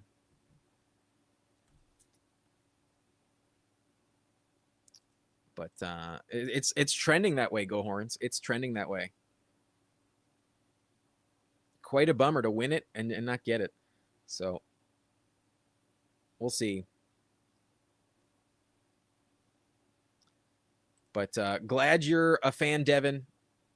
If y'all have not signed up for Drafters and you want to draft with us in the future, or just be eligible to get that free ticket yourself, promo code BLUNT on your first deposit will get you your first $100 matched by 100%. You put in $100 on your first deposit with promo code BLUNT, you get $200 in your account. Very nice deposit match there. When I signed up, I used Who's promo code, and I've loved the website ever since. Very grateful that they've set up the partnership. And we are 3 picks away from spinning the wheel again. We will spin one more time. It looks like that's going to happen.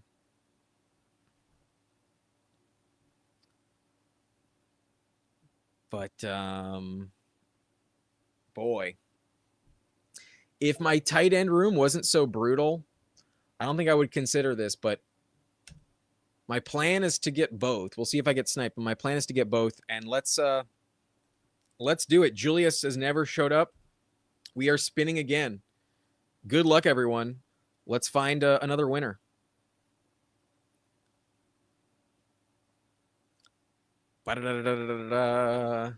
K-Space with the win. Almost slow-rolled K-Space, but congratulations. Don't blow your load, but you got to claim it in the chat. I imagine you're here, K-Space. You just hit the hashtag just a few seconds ago, but yeah, congrats, bro. Congrats. Let me know your username. Njoku was taken. Njoku did get sniped. I'll mix in Darren Waller then. I need tight end. Let's go Darren Waller. But yes, you're definitely here to claim it. Just let me, is it Space Cowboy or is it K Space on Drafter? Just type in your username, and I'll set it up with Drafters. I'll let them know that you are the winner. Congratulations. But nobody even said rigged. It's kind of funny that after the week we've had, K-Space, that's pretty funny. Space Cowboy 91. Okay, you got it. I will write that down.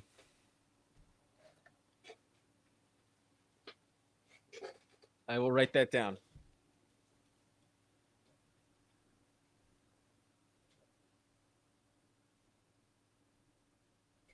And this is in the Drafters main event. Congrats. All good, K-Space. I think getting me the day after a breakup, I think I was a little a little extra on edge. So it's all good, man. Congrats on winning the ticket.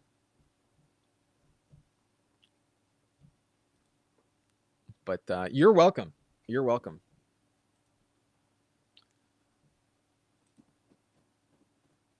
All right, let's there it is. Yeah, it wouldn't be a true giveaway without the hashtag rigged.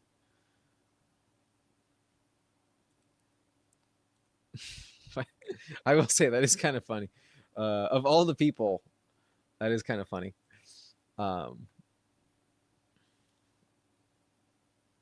But if y'all do not know, you have to be a member to watch the replay. I thought for sure you were getting slow rolled as well. I've never seen the slow roll where you're just 2 away from it getting to you. Like it's you, it pivots to someone else, the last person, and then it goes back to you. I've never seen that before. So it is absolutely odd the way that it works. But good for you, man. Good for you. Holy shit, my team might suck. My team might be awful. It's really loaded up top, but like, damn, I worry about my team in this one today. Maybe we bring in Bryce Lance.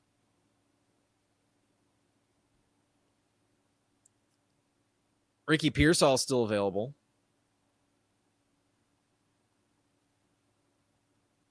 Jeez, they're so gross down here.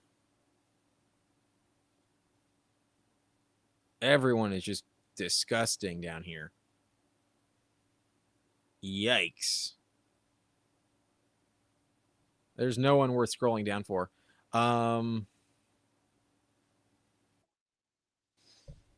Boy, this is disgusting. I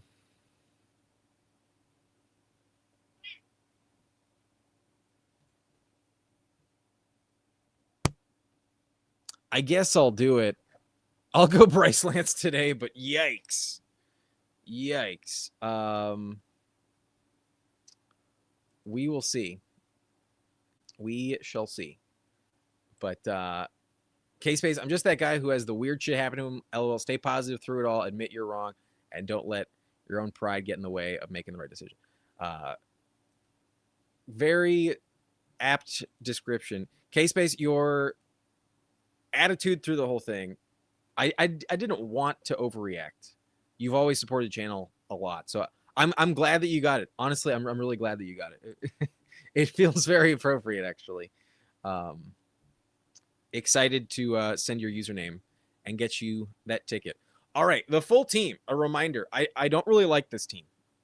I got to be honest. I don't like this team. Drake May, Dak Prescott feels all right, but the team's not my favorite the rest of the way. We have Javonte, Jonathan Brooks, and Chuba Hubbard, Chris Rodriguez, Keaton Mitchell, Jonah Coleman, and Zach Charbonnet. It's interesting. The running back room is interesting. There could be just an interesting grab bag of correct plays that does find a way, but I drafted 4 receivers with a week 11 bye, so that's going to be tough for me. I got JSN, AJ Brown, George Pickens, and Devontae Adams, though. That should be all I need. I also have Stribling, Kayshon Boutte, and Bryce Lance. Big whoop on Bryce Lance. He better fucking crush week 11. And then tight end, I have Hunter Henry, Kate Otten, Oronde Gass, and Darren Waller. I don't like this team at all. I'm not proud of this whatsoever. I think I fucked up.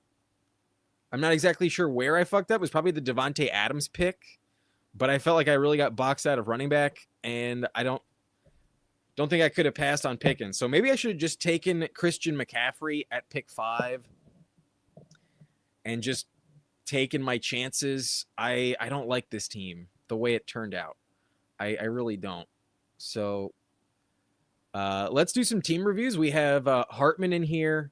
We have Gohorns in here.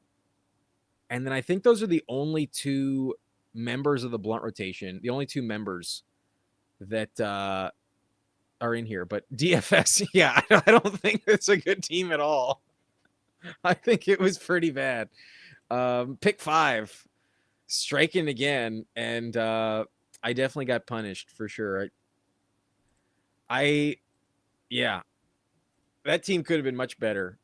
There's a chance just because the receivers are so good, but yikes. I don't love that team whatsoever.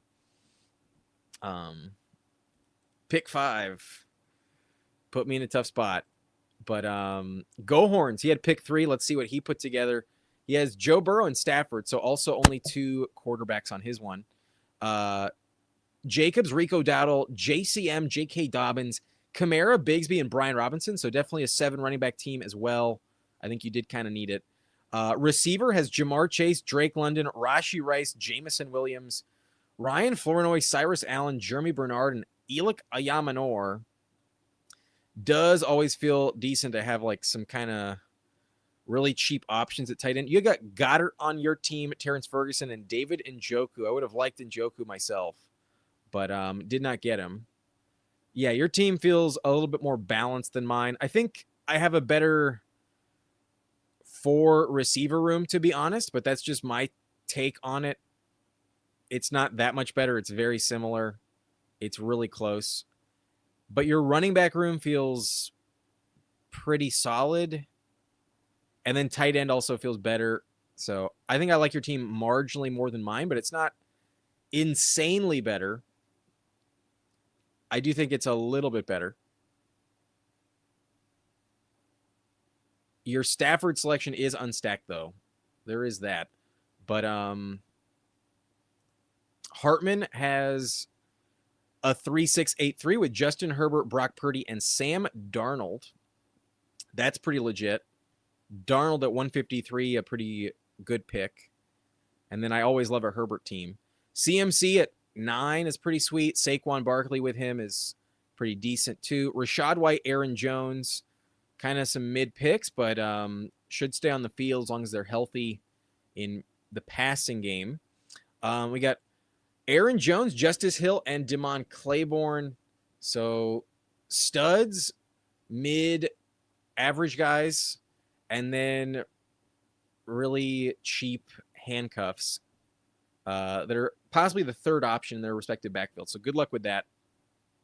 And then receiver, we have Ted McMillan, Mike Evans, Carnell Tate, DK Metcalf at 81, not bad. Rashid Shaheed, Jalen McMillan, Travis Hunter, and Torrey Horton, very balanced, pretty solid. The Mike Evans pick, I think, helps you a lot. I think that really is a good price for Evans there. But Trey McBride on this team, really elite tight end option. Barner and then Sadiq in the 200s, pretty legit, very balanced team. So in a full points contest, that's not a bad approach at all. As long as CMC and Saquon stay healthy, I think the team's legit. But that could be the Achilles heel, given they might get hurt. But looks like you say you forgot to stack Herbert. Yeah, that would definitely be nice. A Trey Harris pick would have helped you out. But we got K-State and J-Mo Leary. If y'all want to join the blunt rotation, members get team reviews. Now that it's the nitty-gritty in August, I've been a bit more strict in the boundaries on that. So unfortunately, if you're a member, you get a review. If you're not, we're going to skip it. So I think that is the only other. Oh, no, Mr. Mufasa's in here. Appreciate that. Hashtag me too. Can't forget Mufasa, who is a member. So he gets a team review as it is paid for. Thank you for reminding me. We got Jordan Love on this team, Bryce Young, and Aaron Rodgers. A fairly mid quarterback room, but could just get the job done. Kenneth Walker, Chase Brown in full PPR. That feels very nice. Jadarian Price will have a stretch as the main guy, so that's going to be nice. Kenny Gainwell should catch a lot of passes. He goes very expensive in this format in full PPR. Kalen Black and Ty Johnson, pretty solid. It looks like Ty Johnson's not as injured as expected, but looks like I should get rid of this banner because Chad, unfortunately, you're just a little bit late. We did already pull the winner. My bad. So let me change the banner and remind y'all of the promo code if you want to sign up for Drafters. $100 sign-up code for first-time users. We got Jalen Waddle, DJ Moore, Christian Watson, Wan'Dale Robinson, Matthew Golden, Rashad Bateman, Tyquan Thornton, and Xavier Hutchinson, Don't love the Hutchinson pick, but undrafted, so unique, a little bit different. And overall, very balanced receiver room. You did take more at 38. That feels high. But if that's your guy, that's your guy. So go ahead and get him. It's not brutal, but a little expensive for my liking on DJ Moore at 38. But Kelsey, Brenton Strange, and Pat Fryermuth on this team. Not too shabby. It's pretty balanced. Tight end feels decent. Receiver feels like it could just fall apart, however. There's a little bit of risk at receiver. If Watson gets hurt and Golden's just not good enough, then you're really counting on Wandale. And that should pay off, but he does feel like he's going a little extra expensive in the full PPR league. I'm not as excited about taking him in drafters ADP as opposed to Underdog. I think he's more interesting on Underdog, honestly, 2 full rounds later. But quarterback, if you're right on Love and the Packers receiving game, then he will crush. So I think that's the big bet you've made. But running back feels really strong, really loaded and balanced. Way better than mine. I like your team better than mine. I'll tell you that. I do not like my team at all.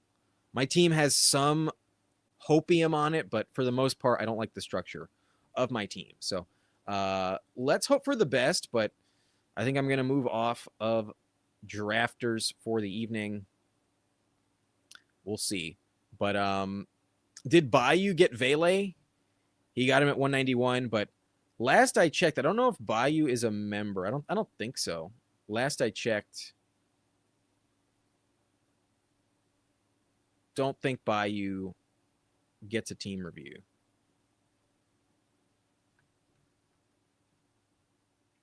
So looks like we can move on. All right. Let me pivot back. I think we're going to go back to Underdog for our last draft of the evening. We gave away our ticket. Looks like the Badge Bros is actually still open. It's at 99%. I kind of want to do that, to be honest, just because it's the last chance. But I might do it off stream. I think we're just going to enter a puppy because that's also close to filling. And for $5, it's definitely a decent budget play. So, yes, I'm going to let the drafters folks know tonight after the live stream is over. And then they usually get it done in the next 24 hours.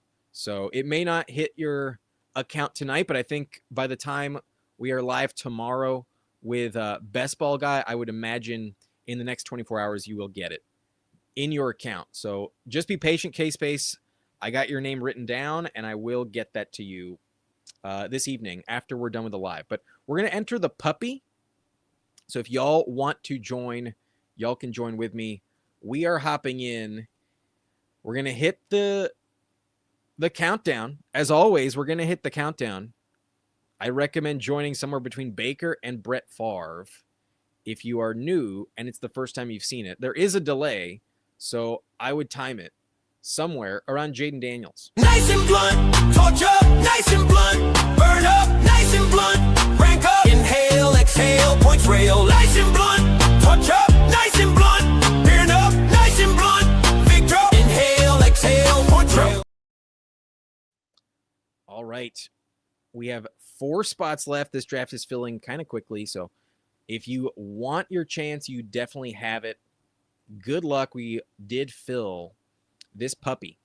I shot 100K, a really big final, so got to factor that in. I get pick 6. We're back in the middle again. Whatever. It is what it is. But I also kind of want to watch the Iron Throne League promo. I will see if I can get y'all to be redirected there after this is over. But let's see how the live is doing. Looks like we got 28 likes. I really appreciate y'all. If you've enjoyed the stream so far, hit that like button, subscribe if you're new, and if you want a chance to enter the next Drafters giveaway, become a subscriber, sign up over on Drafters as well, and very much excited for this draft here and all the drafts in the future, but especially the Iron Throne League draft, which will take place next week. We're about 8 days away, I believe, on the calendar, and that's going to be really fun. Cannot wait for that. But let me see if I can somehow redirect to that. I'm not sure. There's also like some settings involved, so it's possible.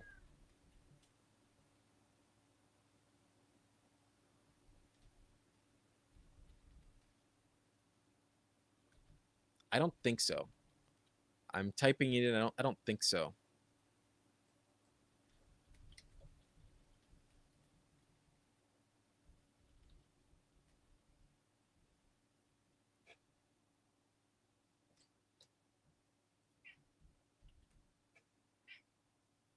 Nah, can't find it.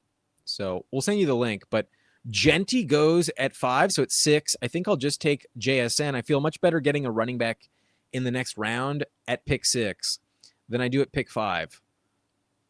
At 19, I can usually still get someone. We'll see if it works out, but I'm willing to take my chances. I'll go JSN at pick 6.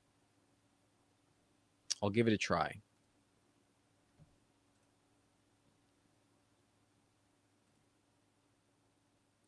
But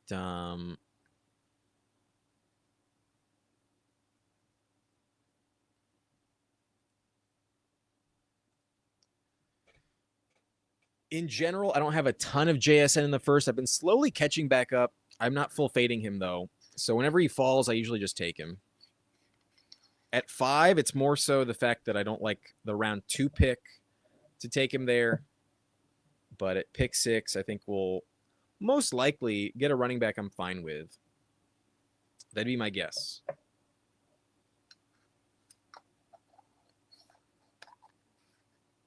But if you recognize that sound, I am packing another bowl. It's been a minute since our last hit from the pipe, so that's why the bowl was empty, and we will definitely get to it in just a second. Let me readjust my camera. We'll put that there, and then move myself up. That's our typical setup on Underdog. And I like being in the top right corner as opposed to the bottom right. But yeah, I looked for it, Huhames. I know how to do it now. I've figured that out. But the settings, I think, on the Iron Throne League channel are not allowing me to do that yet. I think that's the reason. And it might be because they don't have enough subscribers, possibly, but it also might be because of this, like Bayou saying, because it's just a live stream redirect. That's also possible, but we'll see. But Pepper Tony will be a guest on the channel on Thursday, by the way. If I forgot to mention that, we're getting the moderator on the channel. It's been about fucking time. We'll see how many Ravens we draft, but no, I do not get it. In this lobby, I do not get it. Bummer. I'll just take Bowers again. Leia's in here. You can see the whiskers. She wants some attention. I feel like I've fallen behind on the chat.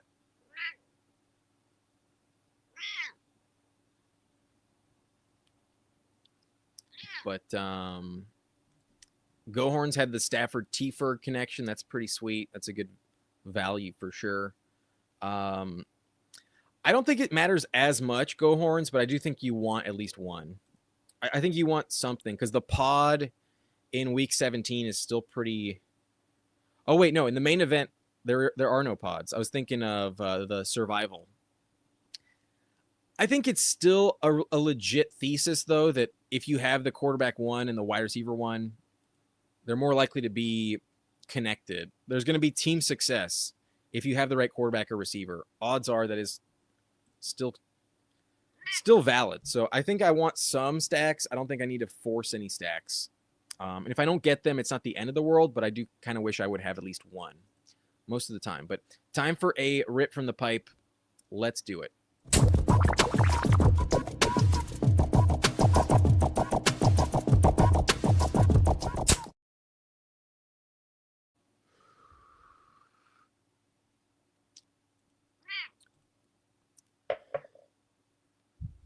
Scatabo went 26.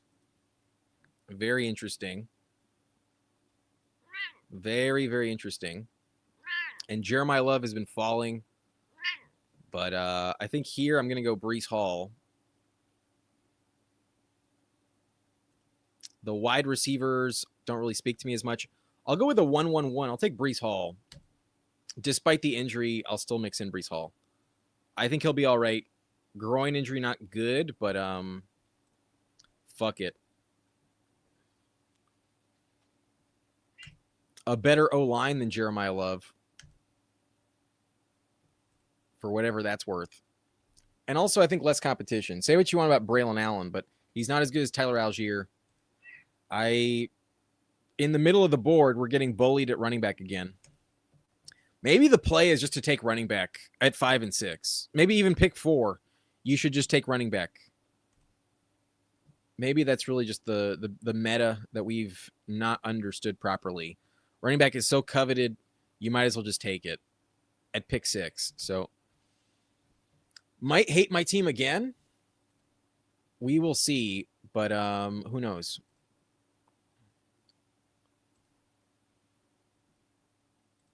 Anyways, let me try to fucking catch up.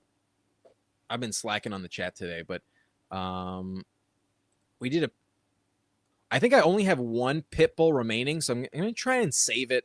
I kind of want to do it off stream, to be honest, but usually when we start it at the very top of the video, of the live stream, there's fewer of y'all that are willing to enter the pit bull with me. Like today, we only had to draft against P-Punch in the pit bull, so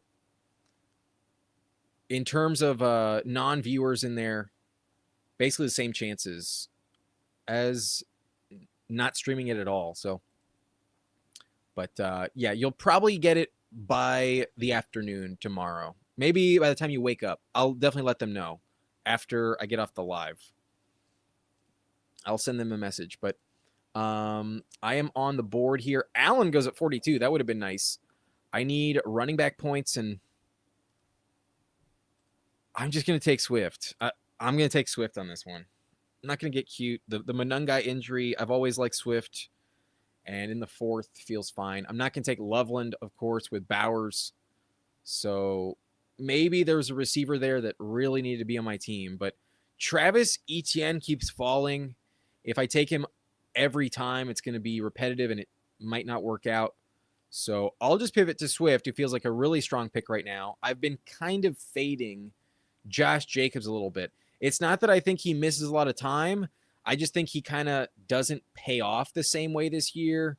I don't trust the Packers the same, and I think they throw a lot more passes this season. So I worry that his touchdowns fall off, the efficiency goes down, and then there's still a chance that he gets penalized or punished in some way. I don't like taking Jacobs very often. But, yeah, very excited to have Peppertoni on as a guest. It's going to be a dope as fuck show on Thursday. I imagine I won't be the only one smoking weed. But do I do a bunch of redraft leagues too? I'm in 3 this year. I've narrowed it down. I feel like for the sake of my time, I want to enjoy my efforts in the redraft league, and I don't want to have to like be awake endlessly on Wednesday mornings, Tuesday nights, hitting the waiver wire in a shit ton of different leagues. Like the waiver wire is so important. I don't really want to be stuck doing that. So, I'm really worried about my running back room, but Baichel Tuten makes it back as RB3. Will mix him in and just accept the falling price. Whether he's right or not, I've been taking a lot more of him, and I know Peppertoni is in on that. He really is. But I'm doing 3 this year, Aaron. My high school league, which has been running since 2011. My subscriber league, the Blunt Subscriber League, that's a 12-person league with an auction format. That'll be live streamed on the channel. I believe not this Sunday, but next Sunday. I think that's what it's looking like. And then the Iron Throne League, which is against another bunch of content creators, a 14-man league, and we will definitely check out the promo to that after this live. I'll send y'all the link so y'all can watch it too. But DFS, I would do a Toxic Tower stream if they invited me. It sounded like yesterday when we were live on Jerry's 500 subscriber special, the 10-hour stream on Jiri's channel, I met Emo Cowboy for the first time, and it sounded like, at least logistically, might be tough at the moment, but at least it has legs. It may happen. Obviously, that's their channel. Not gonna assume anything before it's locked in, but I would if it was offered, DFS. Let's hope for the best. But Disbanded smoking some Ramscati right now. That sounds like a biscotti themed blunt or something. That kind of sounds cool, but my receiver room is fucking wrecked.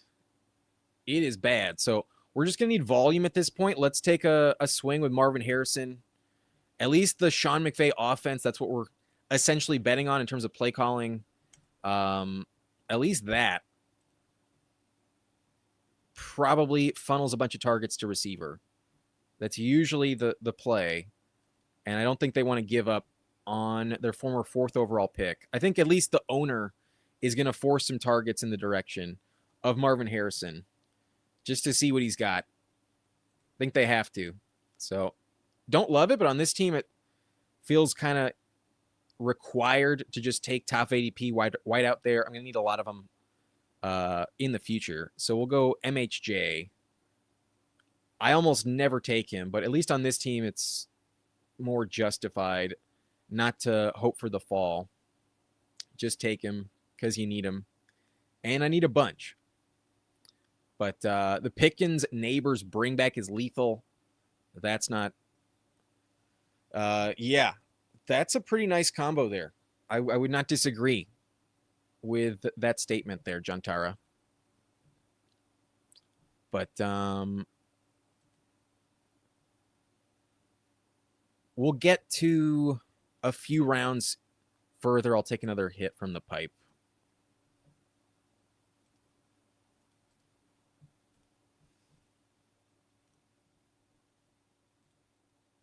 Looks like I'm not the only one worried about the Jaden Daniels situation. He's still here. The running backs just flew off the board there. I'm glad I took Beischel, Tootin, and Swift. Yeah, I don't think I can pass. We also have a slight bring back, the Jags versus Commanders in Week 17. So Beischel, Tootin with Jaden Daniels, one way to justify it. But it's also just this falling discount. It's just getting Daniels at 78 overall. I will say I still prefer Herbert over him, but I think for the sake of getting a different share, more unique combo, I'll take the big discount on Daniels. Let's see. In this lobby, he went 1, 2, 3, 4, 5, 6, 7. Quarterback 8 off the board. That's much more palatable than QB3. I'll tell you that. Given the O-line concerns, it's a little scary. But Bill, we'll get the second one later.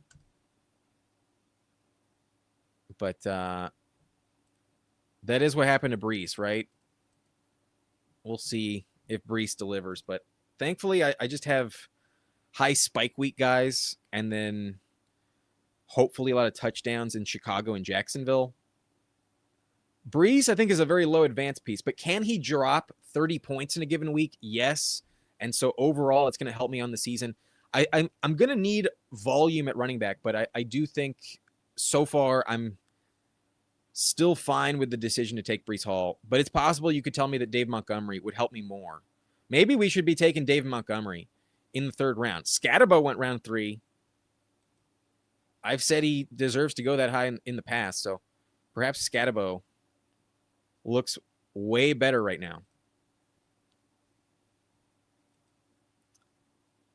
But, yeah, the running back avalanche can definitely bury you these days.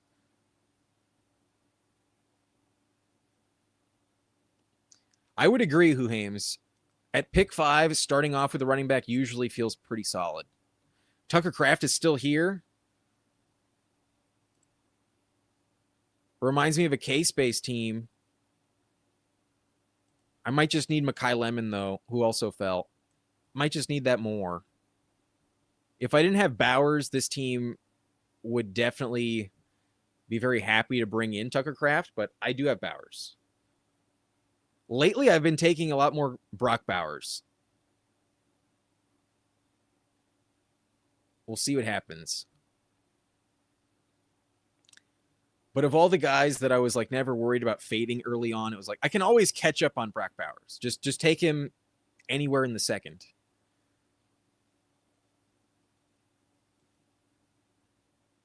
There's a world where you really don't want to fade Bowers. Like he could just be worth a first-round pick next year because he just plays so good. If you told me Bowers had 1,300 yards this season and 13 touchdowns, wouldn't be surprised at all.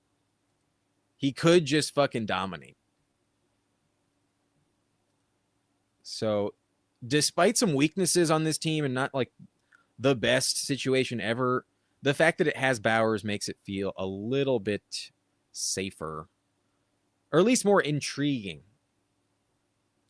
a little bit more interesting.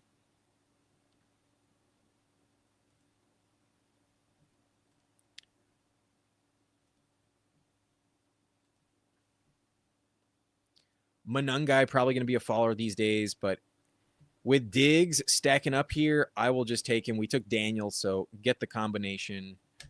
The position of need, most important, just fill out the starting lineup. And hopefully I still get a running back that I'm somewhat okay with in the next round. Would have been interesting to tack on a JCM there. That would have been pretty solid, but it's possible that Rachaad White circles back, and I'm definitely taking Diggs over Rachaad White right now. But the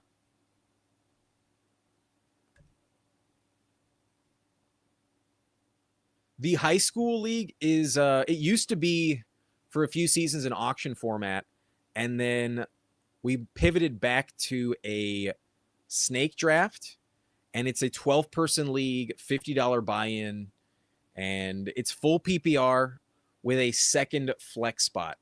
So you start a total of 10 players every week, one quarterback, a defense, and kicker. There's also that going on.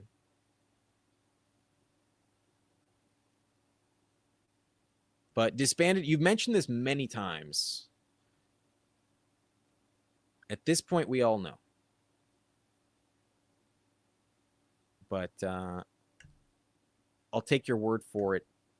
We got Pepper Tony. I'm thinking about doing some big gorilla drafts on FFPC. Never done any before. Yeah, I've never taken a look at that website, but it might be worth it one of these days to check it out.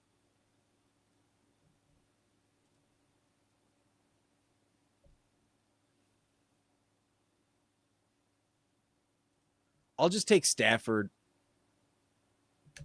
There's still some backstacks available, and I think getting the floor at quarterback is probably worth it there.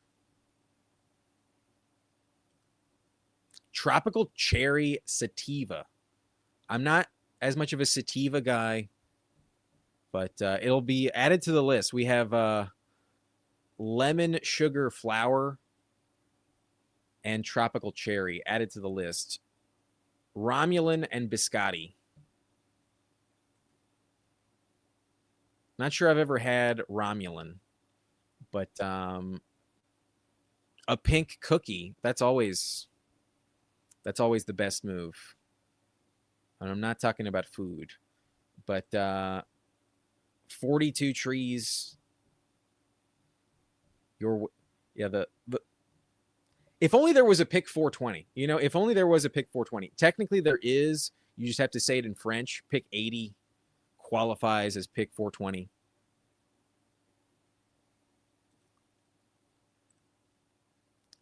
But yeah, definitely a different roster than typical. I've been more willing to diversify as we get into August. You have to pay more expensive prices on guys. So if I get a unique fall on Jaden Daniels, I've never seen Daniels go this late, so I'll be the guy that takes him. But typically, yes, I am going in the direction of Herbert. With Bowers, I'm probably just going to ignore.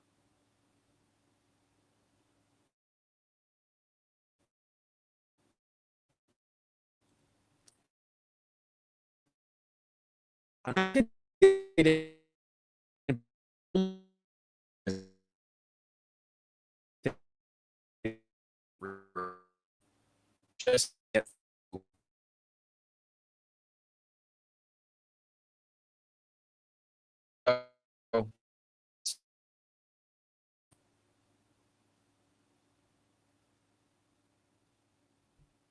am I the only one it froze for, or did it freeze for everyone? All right, that was weird. Looks like it just froze for me.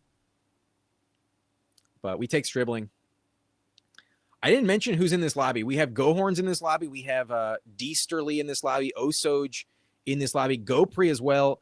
Killa Kurt had pick 5. I had pick 6. Niners fan Chad had pick 7. Bayou Bengal had pick 8. Game Tight is also in here at pick 9. P Punch at 10. John Tara, and then Jake Heft at pick 12. But we were revived. We were resuscitated. Never fully out. Gotcha, Huhames. Back on the board, though. Did not get the falling in price at running back. But Shakir is still here. I'm not going to do it, though. I'd still rather have Rashid Shaheed.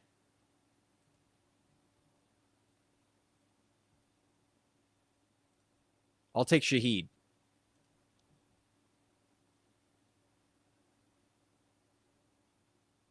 JSN, Marvin Harrison, Mekhi Lemon, Stephon Diggs, Stribling, and Rashid Shaheed. We'll see if I get Darnold, but it would make sense on this team. I also have the Mendoza backstack if I really want 3 quarterbacks, and I'm not sure if I do. I'm not totally sold that I do. But Braylon Allen, one of the most drafted players. I've been a big Brees avoider this year. Even if I'm avoiding Brees, I'm not sure I'm pivoting in favor of Braylon. He's extremely inexpensive, but still scares me. Yes, looks like Keenan did sign with the Colts today. It's about time. But yes, did happen. Pretty rarely Crumb, but the way I look at it, if you have like Bowers and Laporta, I think that's kind of the cutoff for elite. And for some people, that's like the cutoff would be Tyler Warren or even Colston Loveland sometimes. Sometimes people don't really consider true bully tight end, at least with the elite, to include someone like Laporta. Keenan can be taken anywhere, probably in this round or later. I think once you hit round 13, it's definitely $1 click. Keenan can go at any time. I might take Keenan. But yeah, we do play with kickers, Bayou. We do play with kickers. Right, the managed league takes a little extra time. That's where best ball comes in. That's where best ball comes in. But been going the 14th, 15th. That feels pretty accurate. Charbonnet goes today. Leave me Woody Marks, not fun.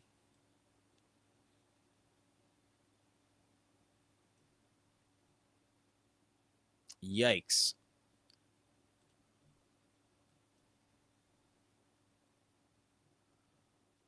I will just draft Trey Harris. I want a Charger, and I've been really buying in on Trey Harris. 1, 2, 3, 4, 5, 6, 7. I think with Trey Harris as the 7th, I can stop at 8, but I wanted volume after Harrison's my number 2.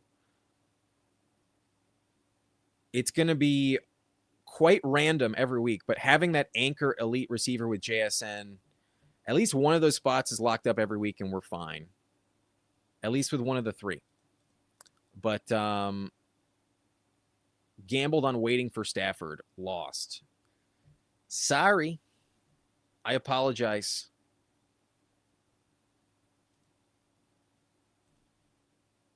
Gotcha. The tight end premium. I've never done tight end premium, but I don't really want to give that position more emphasis.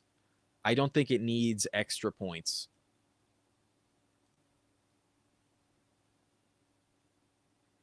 If you had a bunch of him before the rise, you should feel good about it, John Tara. Sometimes at this point in time, it's good to be in that situation. But okay, it looks like it totally froze, apparently. What's up, Wilson? Nice to see you.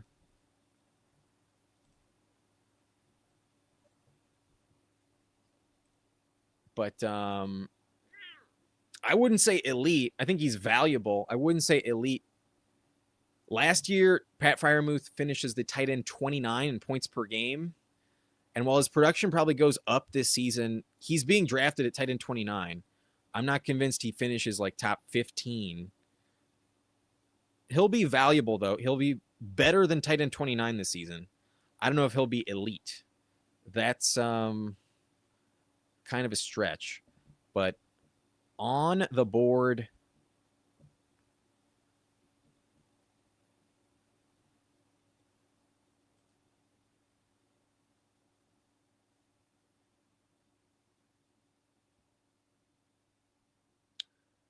I'm still taking Brian Robinson with a lot of confidence. I'm not really sure why he's just been ignored. I think maybe just people are tired of clicking the button, but the argument has never really changed.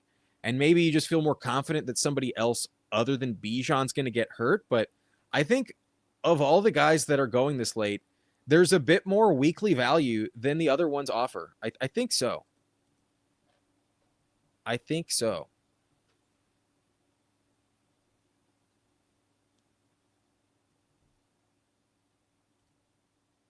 But Aaron has done the Bowers McBride stack on FFPC a couple times. That structured tight end premium. Yeah, that would be a trash way to start here on Underdog, in my opinion. I think it's way too much, even to just have one most of the time, but to have two is crazy on Underdog. But let go of my priors on Woody Marks. Nah. If anything, I want to take Jawar Jordan. If anything, I have more faith in Jawar Jordan than I do Woody Marks, bro. I fucking hate. I really do not like Woody Marks.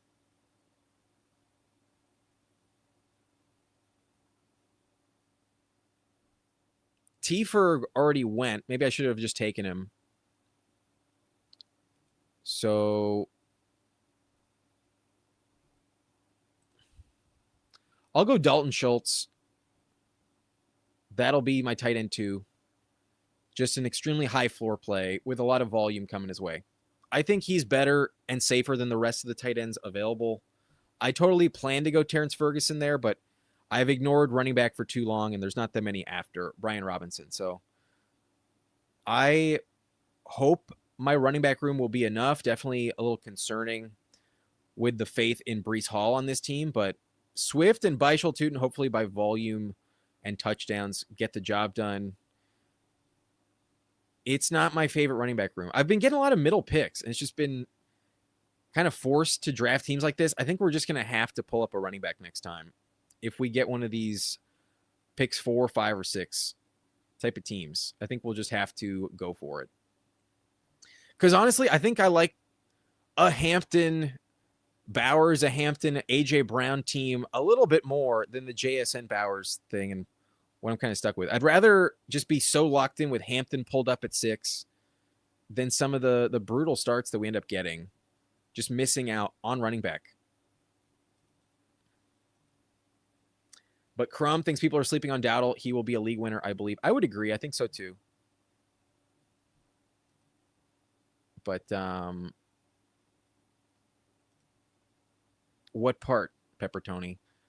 Casual Chad says, I have a Jamar, Brock, and McBride and feel good about it. I wouldn't feel great about it. Don't they also have the same bye week? There's also that, last I checked. I think I will just take Mendoza. Stacked up with Bowers. I'll do that. Also, I think I should feed the cat. She's been requesting something. Come on.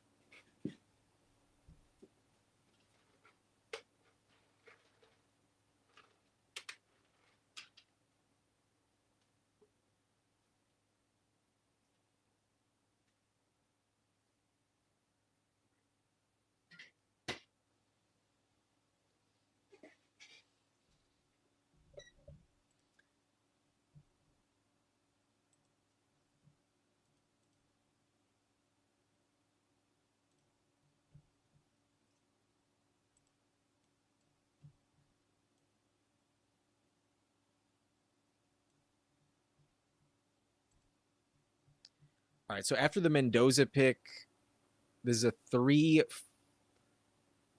I probably need 6 running backs. Am I okay with just 7, or is this a 3-5-8-2? It's probably more with 3-5-8-2.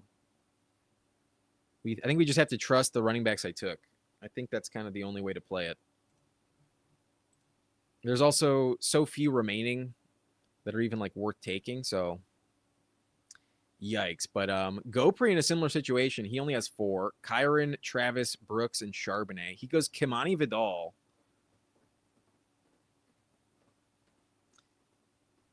Kurt probably doesn't take running back. He goes Darren Waller. I'll bring in Emmett Johnson.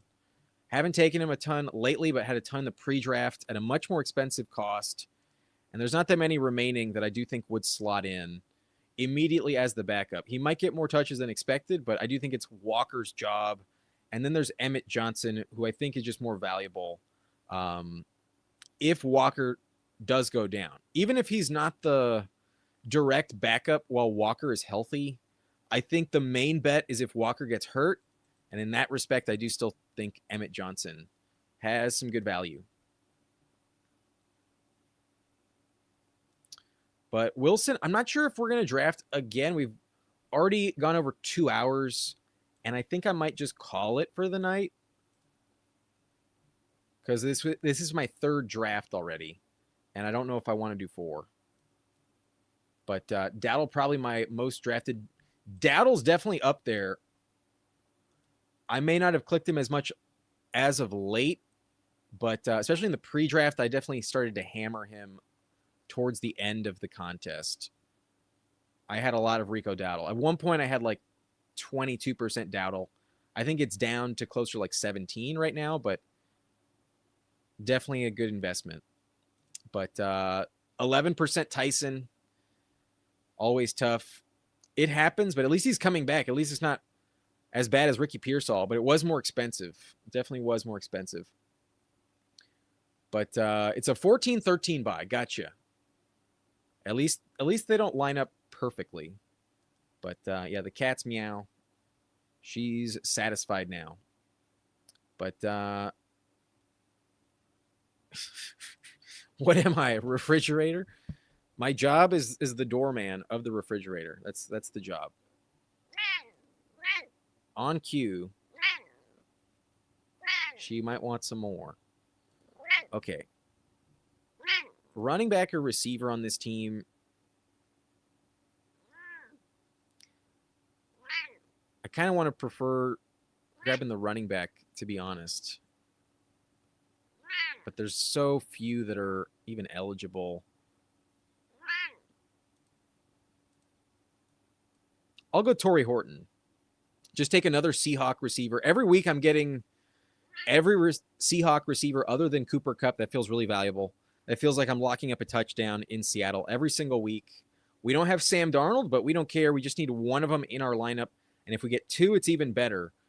But to trust Sam Darnold is not necessary. We got a great falling price on Jaden Daniels. We took Stafford unstacked, but just to advance, just to get the points in. And then a Mendoza with Bowers, who hopefully will just deliver late. We also get the bring back with Marvin Harrison. I totally forgot about this with Harrison, but it does make a little more sense against the Raiders week 17. Running back room could be brutal, though.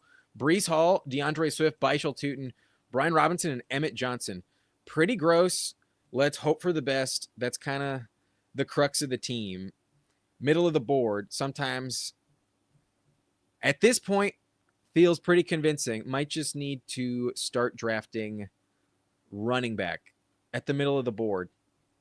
But receiver, JSN, Marvin Harrison, Mekhi Lemon at 91, Stephon Diggs, Dejon Stribling, Rashid Shaheed, Trey Harris, and Torrey Horton. We got some falling discounts, some later guys that I'm just trying to have faith in. And then at tight end, we have the elite number 1 guy in Brock Bowers, as well as Dalton Schultz. But I'm running low on treats. There may be a day coming where she's going to be very disappointed. But we'll probably leave with a hit. We'll do some team reviews, though. There's a bunch of friends and family in this one. So expecting at least like 3 or so team reviews. Crumb gifted a membership. Let's see who got it. Let's see who it went to. Went to Bill Bratsky. Randy Marsh in the chat gets the gifted memby. Appreciate that, Crumb. Very, very kind of you. Appreciate that. But I don't know if she, I don't know if, I wouldn't say she does, Lil Smell. She's a bit indifferent about it. She definitely doesn't request it. But let me know, Bill. Are you in this lobby by chance? Do you have one of the teams eligible for a review? Or better luck next time. But yeah, the middle of the board is brutal. Brutal. But yes, welcome to the blunt rotation. If anything, that deserves a hit. If anything, that's definitely the time to hit the drop.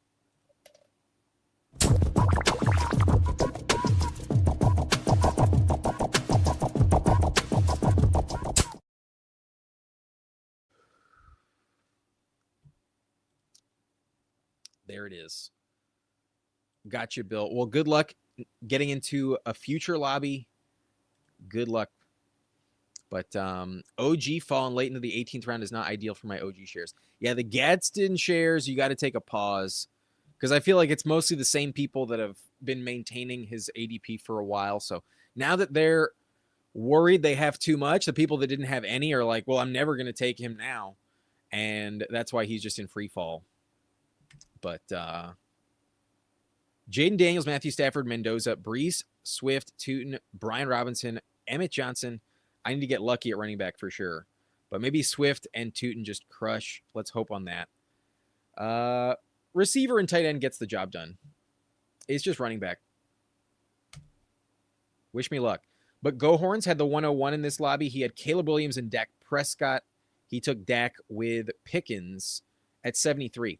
Jahmyr Gibbs and J.K. Dobbins, Chuba Hubbard at 97, Rashad White at 120, and then Tank Bigsby, one of the best handcuffs, now actually going at a price that makes you think. A price where if you don't get him, it's maybe not as gross, but still has the same league-winning upside. I'm glad I got my bags of Bigsby back in the day. Pickens, Neighbors, the bring back does sound lethal. I would take Neighbors over Pickens, though, but the turn flex on him. You got Neighbors in the third. And then Luther Burden at 48, not afraid of the injury, get the stack. Paired up with the bring back, Jamison Williams against the Bears week 17. Casey Concepcion just past ADP. Ryan Flournoy also just past ADP. Cyrus Allen with a 12-pick slide. So this lobby did not covet Cyrus Allen as much as some other lobbies. And then Jeremy Bernard above ADP. You're still faithful in your pre-draft scouting on the rookie. Brenton Strange, Terrence Ferguson. I wish you left me T-Ferg, but you waited until Brenton Strange. I think you needed some tight end points, and then you take Greg Dulcich with a 20-pick slide at 216. Dulcich has also been kind of in free fall as of late, now that he's no longer looking like the number one target in Miami. But I still think from a volume standpoint, he's a pretty safe bet. It doesn't sound like anyone's coming to challenge him.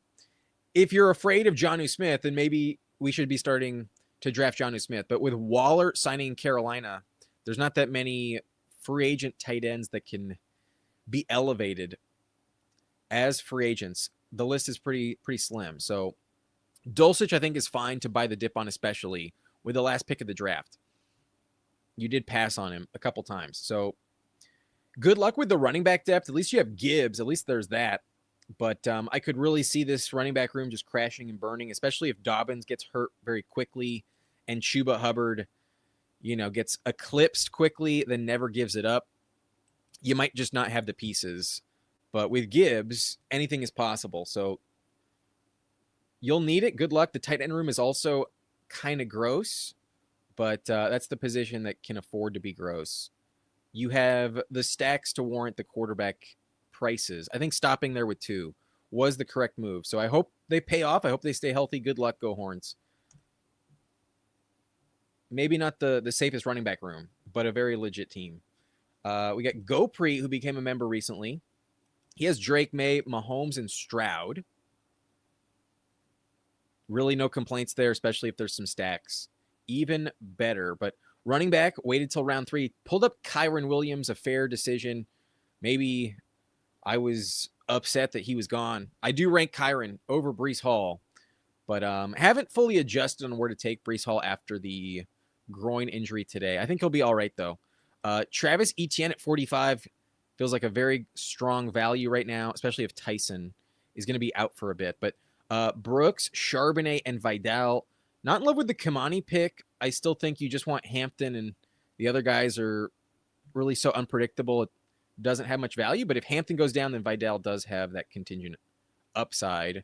And it's the Mike McDaniel offense. So a better running back room than mine. I can't complain. Puka, Nico, Adams. So the double bet on Stafford, and I snipe you. Sorry about that. I was not paying attention to that. I just wanted a safety net at quarterback. Hopefully Stafford stays healthy. But Alec Pierce, Romeo Dobbs, Tank Dell, Ted Hurst, and Kayshon Boutte.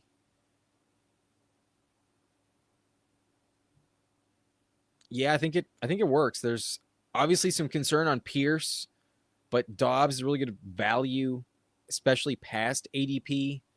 And then there's a chance that these 3 do crush. Kind of risky picks, but I get it. It makes plenty of sense. You also have Drake May. So well stacked up with Drake May, Kelsey, and Hunter Henry. Pretty decent for not spending much. So Mahomes at least has one stack. You have Nico with Stroud, and then Drake May, a bunch of back stacks. Pretty fair way to play it. Not a bad team at all.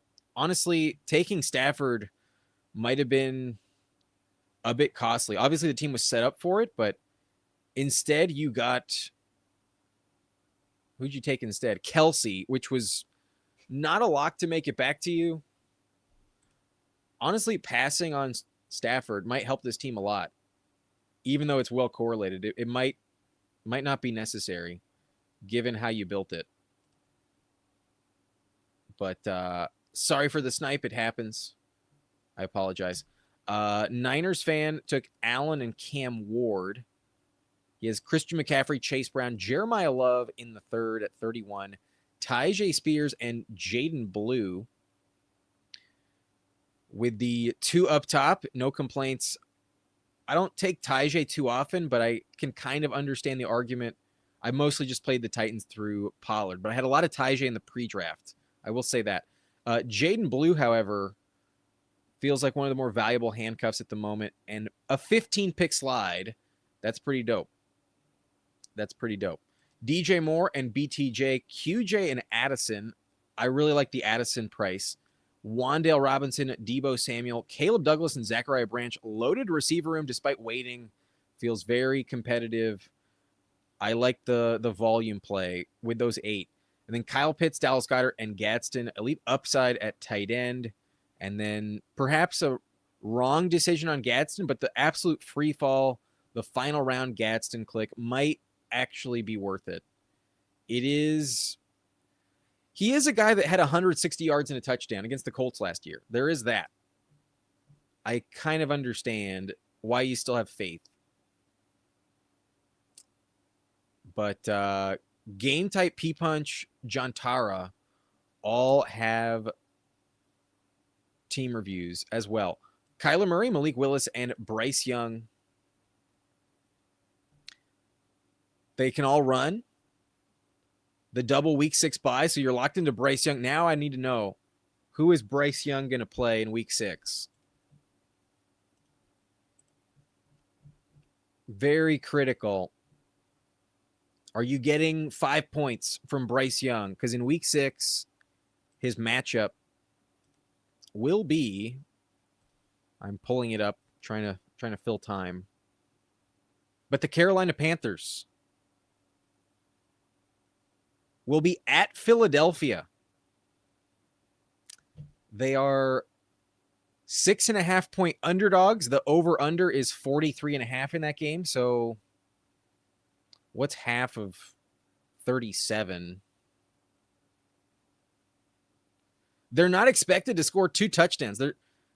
Their over-under is 13.5 points on offense in week 6. Good luck with Bryce Young week 6 at Philadelphia.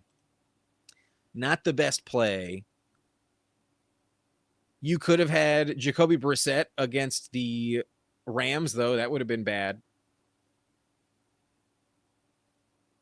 Let's see. Rodgers is at Tampa Bay. I think Rodgers at Tampa Bay might have been a more valuable fill-in there. But that's just 1 week. At least you don't get a bagel. At least there's that. Running back room, though, has Hampton, Bucky Irving, Jadarian Price, Kyle Monangai, and Woody Marks. Pretty decent. Monangai at 105, especially in half PPR, feels pretty valid because on the goal line, that's where he thrived. But Woody Marks, even at 153, I'm still not that excited. And then Bucky Irving has been mostly a fade for me. But with Hampton and Price, you probably have enough to fill in the appropriate weeks. If Bucky's better than we think, we used to take him in the 3rd round. If he actually pays that off, I might be upset that I faded Bucky Irving. But Justin Jefferson, Tet McMillan, Cortland Sutton, that kind of falls off fast. But you also have Godwin, and then kind of nothing behind him. Juwan Jennings, Adonai Mitchell, Tesla, and Leggett. Damn, that is not inspiring. I don't like that at all. Tesla has contingent value, but the camp reports have been brutal, so not as excited as I was last season. And AD Mitchell, I never take. Leggett, whoa. And then Juwan Jennings, yikes. You do have Kyler, so the double stack justifies it a little bit, but okay, the Juwan Jennings pick is better. It was also a 15-pick slide. Okay, it makes a bit more sense in hindsight, but at least the other 3, I don't like at all. McBride and Isaiah Likely, no complaints there whatsoever. So it's just a few picks, but not many. And then Bryce Young, I don't know if he was like the best 3rd quarterback to go there. If Rodgers was available, I think you should have taken Rodgers. And he was. Rodgers went in the 15th round. And I don't think you had a reason to take... Oh, no, you had Tet McMillan at least. Okay. There is that. But for the specific matchup, I think I would have gone Rodgers myself. That's me. I have a bias on Rodgers. He doesn't run as much as Bryce Young. So perhaps higher upside and more total points with Bryce. That's also possible. Fair choice, either which way.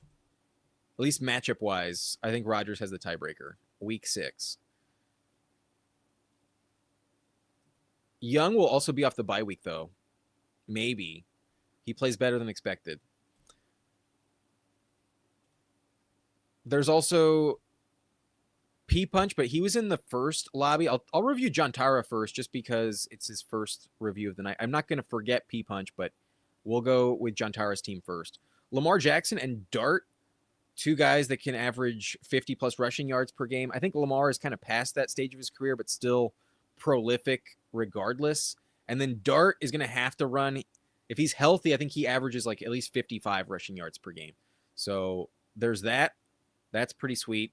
Cook, Saquon, Corum, Gainwell, and Rodriguez, very good running back room. A lot of touchdowns and touches to count on. Very good 5 running backs. We have Zay Flowers, T. Higgins, Carnell Tate, Josh Downs, Jalen McMillan, Jacoby Lane, Dontavian Wicks, and Malachi Fields. Pretty balanced. Josh Downs doesn't feel as good at the moment, but still probably gets a lot of targets. I might have passed, but I don't think it's terrible to take him. It's not a gross pick that totally burns you, but obviously you might be able to get him at a cheaper price pretty soon. McMillan, Lane, Wicks, and Fields, though, feel like valuable backup options. So maybe not the most elite up top, but I trust Flowers and Higgins. There should be a lot of volume for Tate, maybe not as many touchdowns. Same thing for Downs, but I do like some upside swings with these other 4.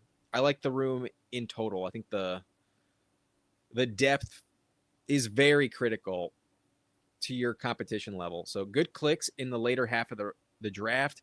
Andrews, Freiermuth, and Theo Johnson, though, a little bit unique. Pretty mid, however. I worry that you're not getting more than like 1 or 2 games where like one of these guys can score 15 plus points. Andrews is so touchdown dependent, and so is Fryermuth. Good luck with Theo Johnson. Maybe Likely just isn't the play, but all the reports I've read is that Likely is indeed well above Theo Johnson. As of late, that's what's been confirmed in my algorithm. But lastly, let's pivot back to P-Punch. Peanut drafted Herbert at 82, phenomenal. With Goff, that's an elite quarterback room. Kenneth Walker, Ramondre Stevenson, RJ Harvey, Pacheco, Kalen Black, and Ollie Gordon. Maybe not the best depth in the world, but I think you have enough points with Walker and Ramondre to probably advance. And then Harvey, if he does just drop 10 plus touchdowns again, you're in business. So very fair bet. And then late picks with Pacheco, Black, and Gordon. I really don't like the Gordon selection, but the handcuff in Detroit and San Francisco, worth drafting. They're on your team. Amon-Ra got Ladd as well with Igbuka, Christian Watson, Worthy, Tucker, Bryant, and Keenan. Keenan at 178. He definitely deserves to move up the board. Kincaid and Ferguson, despite only 2, a really fun tight end room, actually. I don't mind that whatsoever. All right, I think that's it for the team reviews. If you were in here and I missed you, let me know. I'm going to catch up with the chat because we lock in for the team reviews, but we will smoke one last time, and then I'll bounce. But I think we're done. Glad you made the pivot go. But believe that. Woody Marks is good enough to split snaps with Jawar Jordan. From what I've read, there's some camps where the practice reps include Jawar Jordan at like a 20% rate. He actually looked more effective as like a volume guy last year when he actually had the chance. When Woody Marks got hurt and there were a couple games for Jawar Jordan, I actually kind of liked what I saw. I didn't think it was brutal, but I know Jameis Winston makes that offense so prolific if he's stuck being the guy. If we get a Jameis Winston season, either way, whether it's Dart or Winston, the offense is fantasy gold. I love that Winston is the backup. It's perfect. Definitely high ceiling. But yeah, no worries, K-Space. Thanks for the reminder. We'll message the drafters folks definitely right after we log off. But hope you guys have a good evening. One final reminder, though, if you are interested, you can sign up for Underdog using promo code BLUNT. Get $50 in bonus entries after you play your first 5. Your first deposit's also matched by 50%, up to $1,000. Promo code BLUNT, link is in the description. And promo code BLUNT on drafters also gets your first deposit matched by $100 as well. So if you're new, if you're willing to sign up for drafters, it's something I would recommend. Really great platform over there with some dope-ass contests available.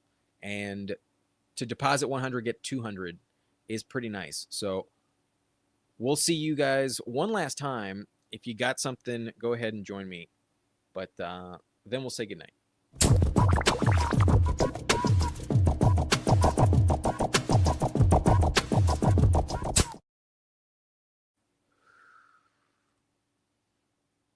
All right. Later.